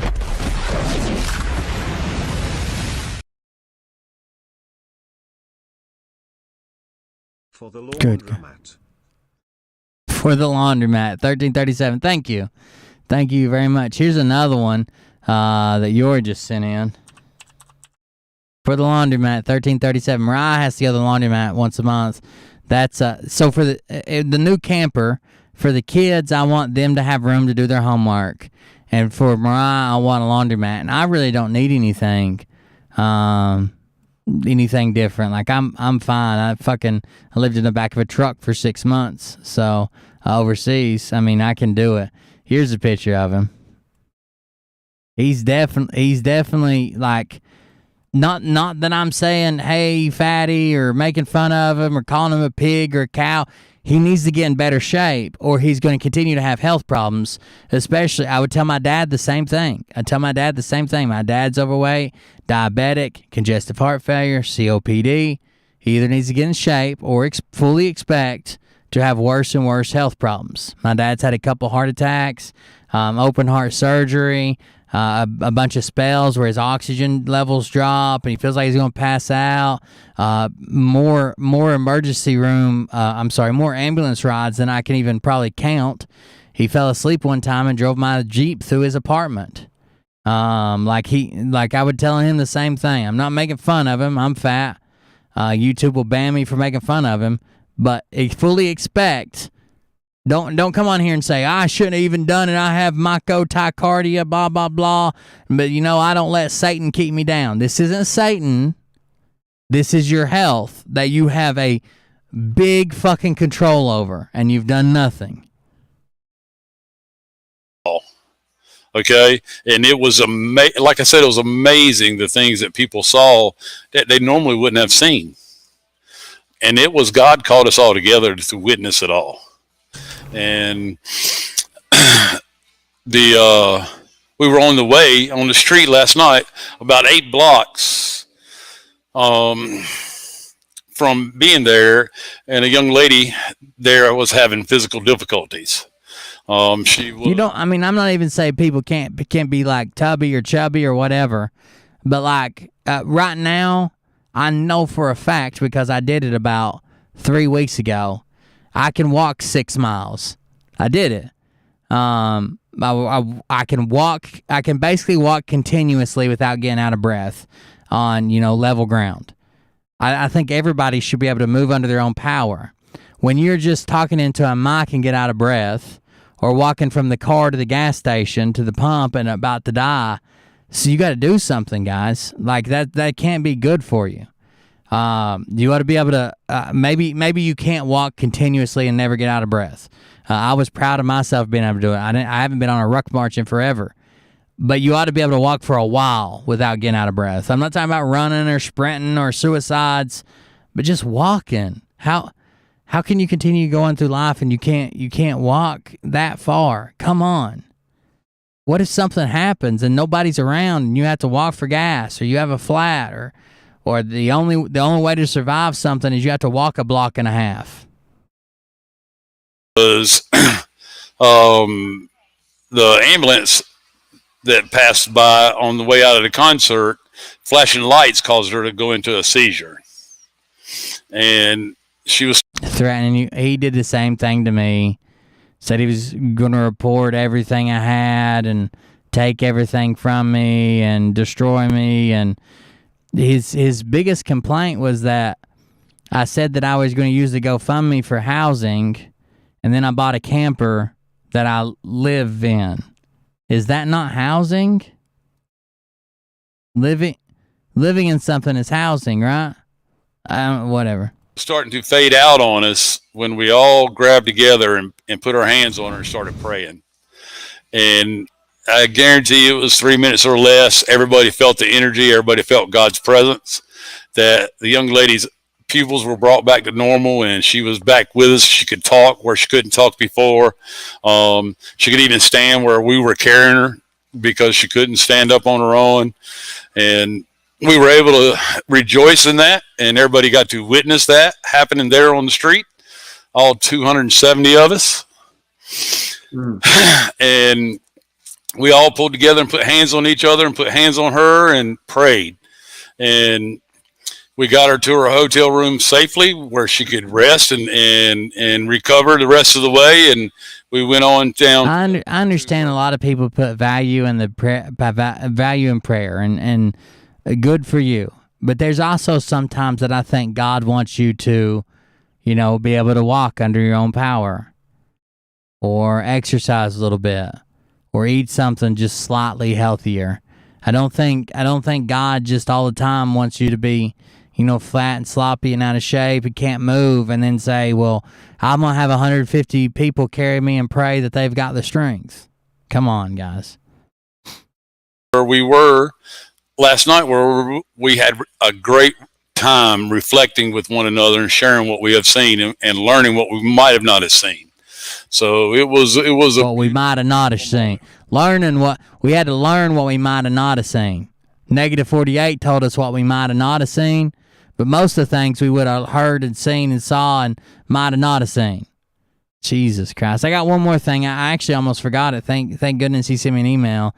I'm really fucking forgetful. So if I'm forgetting something, guys, email me. But I almost forgot it. Groiper, I mentioned him earlier, does our artwork. He made us a brand new doll, and here it is. It is the Mark Pinene doll, and we'll hop into it in just a second. But there's something else I want to read right here. If you go to Urban Dictionary and type in the word Pinene, which I just made up that name. I had no idea. It was funny because his name's Mike Penny, and somebody one time came in and yelled at me and said that his name is Mark, or no, they said Mark is an awesome person. He's of God. He's this. He's that. Blah blah blah. And I said, who the hell's Mark? And it's just kind of been a running joke since then. Instead of Mike Penny, I've been calling him Mark Pinene. Mark Pinene. So I just made that up, and I thought it was funny to call him Mark Pinene because the person that was supposed to be his super fan called him Mark. So I've been killing him. So this is the Mark Pinene doll, and if you go to Urban Dictionary, this is what Pinene says. Pinene is slang for penis, in the same way vajayjay is for vagina. Another word for penis, a way to say penis without most people knowing what you're talking about. So I thought I made it up, but apparently I didn't. Pinene is penis. So we got Mark Pinene. This is from Groiper. This is part of the Hopium and Lies Diabetes Collection, Cholesterol, trademarked, Liberty Marketing Network, or Legacy Marketing Network, Age, QTAR's Trump charts. Warning, this product acts unchristian-like, Christian con artists, scoundrel and a fraud, porn hope, Mark Penane, a.k.a. Mike Penny, Liars Marketing Network, GoFundMe with $75,000 on it, Q, JFK, multi-level grifter collection, fake news, fake intel, includes bed, includes oxygen machine. Mike has blood on his hands from Ashley Babbitt. He's got the Nasara Gassara fireworks shirt on. If you don't remember, he's the one who reported that Nasara Gassara had started in Portugal, and then I made a video and it got hundreds of thousands of video or views on it, reporting that they said it.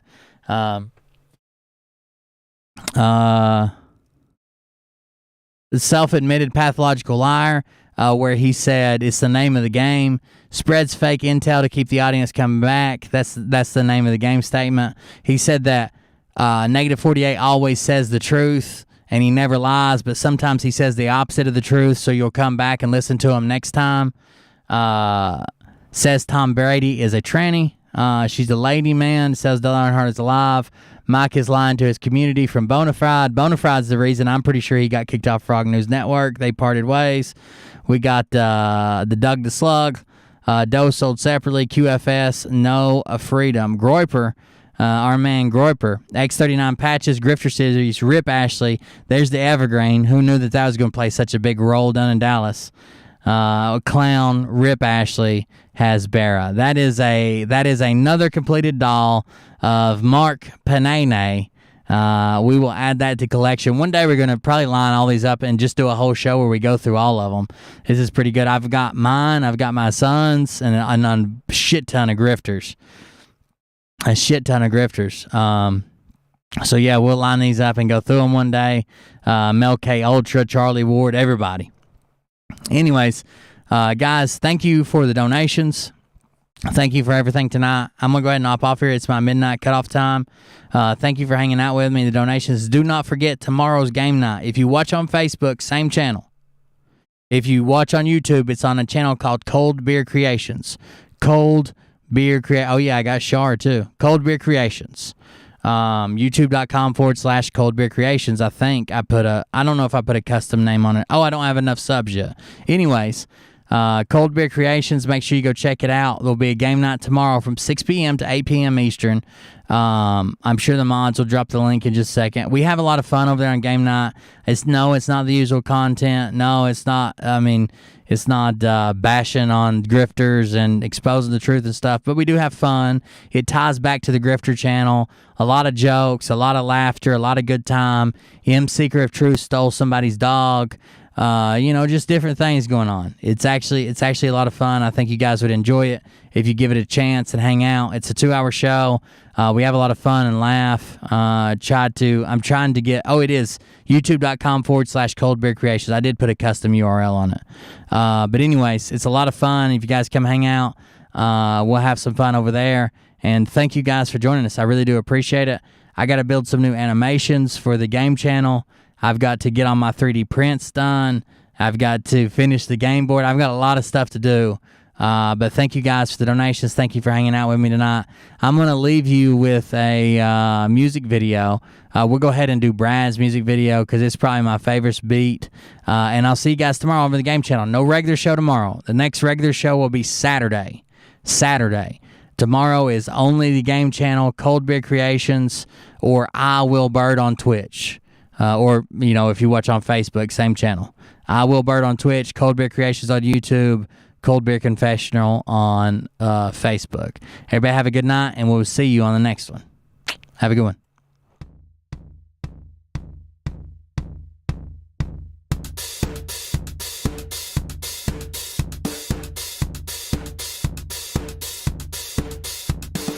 Things are happening, and we're getting close. Okay? Things are happening, and we're getting close. Things are happening, and we're getting close. Okay? Things are happening, getting close. Something is not right here, guys. Pedo Joe showing his behind. which you can't do. It's confirmation of what we've heard. The ELECTION to the FRAUD. Got the. But things are happening, and we're getting close.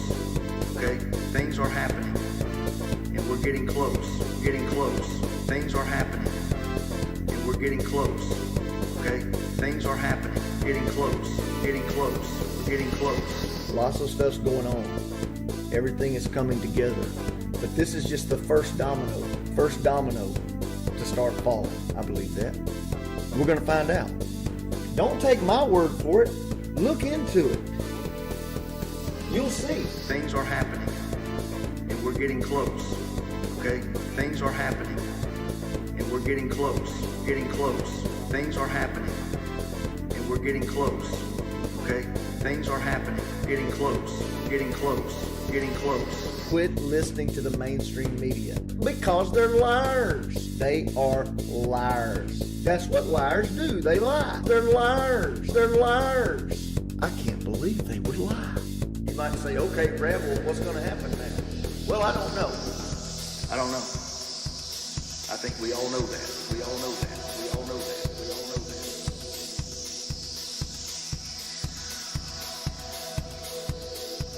I don't know. I think we all know that. We all know that. We all know that. Everybody have a good night. Have a good day tomorrow if you don't come over the game channel. Enjoy yourself, and I'll see you on Saturday. Hopefully I'll see you at the game channel, but if not, come on back here for the Saturday show, and we'll see you guys. Have a good one.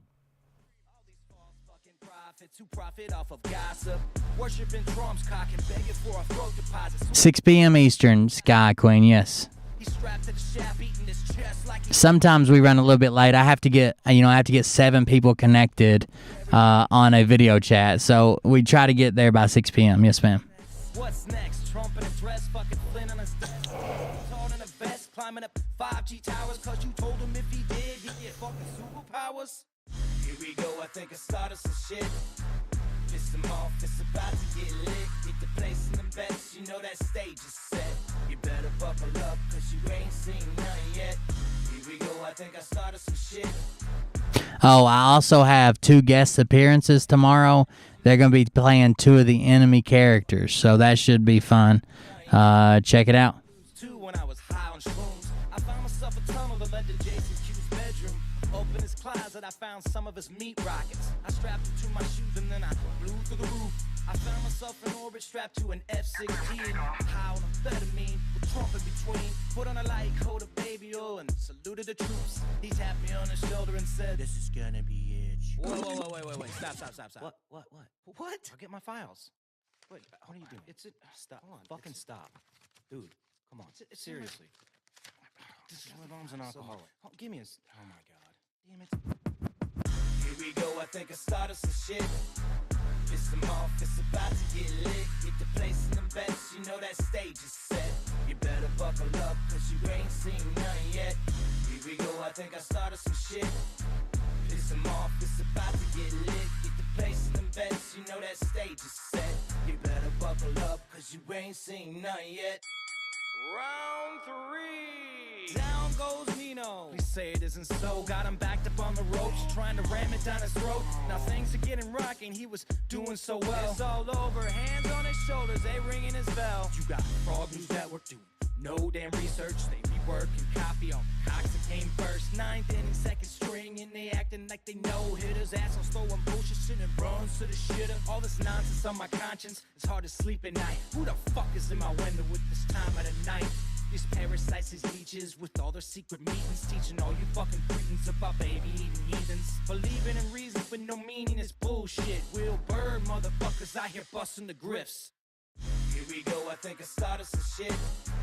Piss them off, it's about to get lit. Get the place in them bets, you know that stage is set.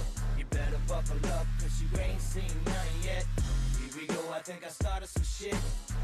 Piss them off, it's about to get lit. Get the place in them bets, you know that stage is set. You better buckle up, cause you ain't seen nothing yet. You don't have those guts, cause you're a pussy. You're a pussy wearing aviator glasses in your mother's basement, and I won't even give out your dime store handle, because that's really pathetic.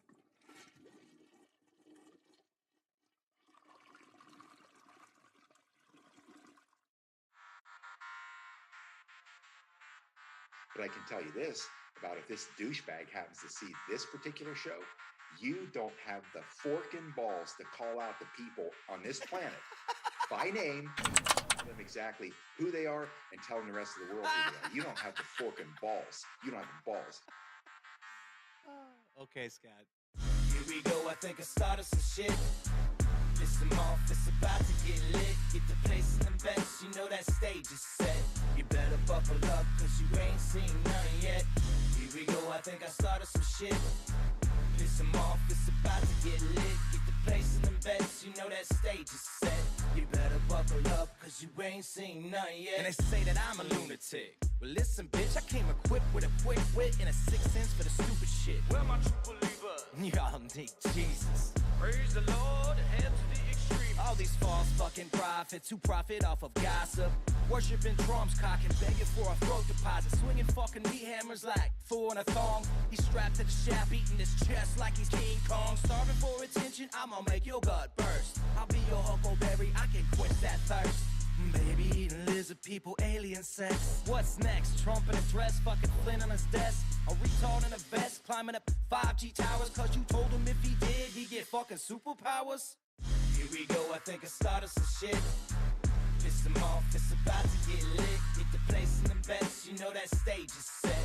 You better buckle up, cause you ain't seen none yet. Here we go, I think I started some shit. Piss them off, it's about to get lit. Get the place in the best, you know that stage is set. You better buckle up, cause you ain't seen none yet. I used to find clues too when I was high on shrooms. I found myself a tunnel that led to Jason Q's bedroom. Open his closet, I found some of his meat rockets. I strapped it to my shoes and then I flew through the roof. I found myself in orbit strapped to an F-16. High on amphetamine, with Trump in between. Put on a light coat of baby oil and saluted the troops. He tapped me on the shoulder and said, "This is gonna be it." Whoa, wait. Stop. What? What? I'll get my files. Wait, what are you doing? It's it. Stop. Hold on. Fucking stop. Dude, come on. Seriously. This is my arms and alcohol. Oh, give me a... Oh, my God. Damn it. Here we go. I think I started some shit. Piss them off. It's about to get lit. Get the place in the best. You know that stage is set. You better buckle up, cause you ain't seen none yet. Here we go. I think I started some shit. Piss them off. It's about to get lit. Get the place in the best. You know that stage is set. You better buckle up, cause you ain't seen none yet. Round 3. Down goes Nino. Please say it isn't so. Got him backed up on the ropes, trying to ram it down his throat. Now things are getting rocking. He was doing so well. It's all over. Hands on his shoulders, they ringing his bell. You got Frog News Network doing no damn research. They rework and copy on cocks that came first. 9th inning, 2nd string, and they acting like they know hitters. Assholes throwing bullshit, sending bronze to the shitter. All this nonsense on my conscience, it's hard to sleep at night. Who the fuck is in my window at this time of the night?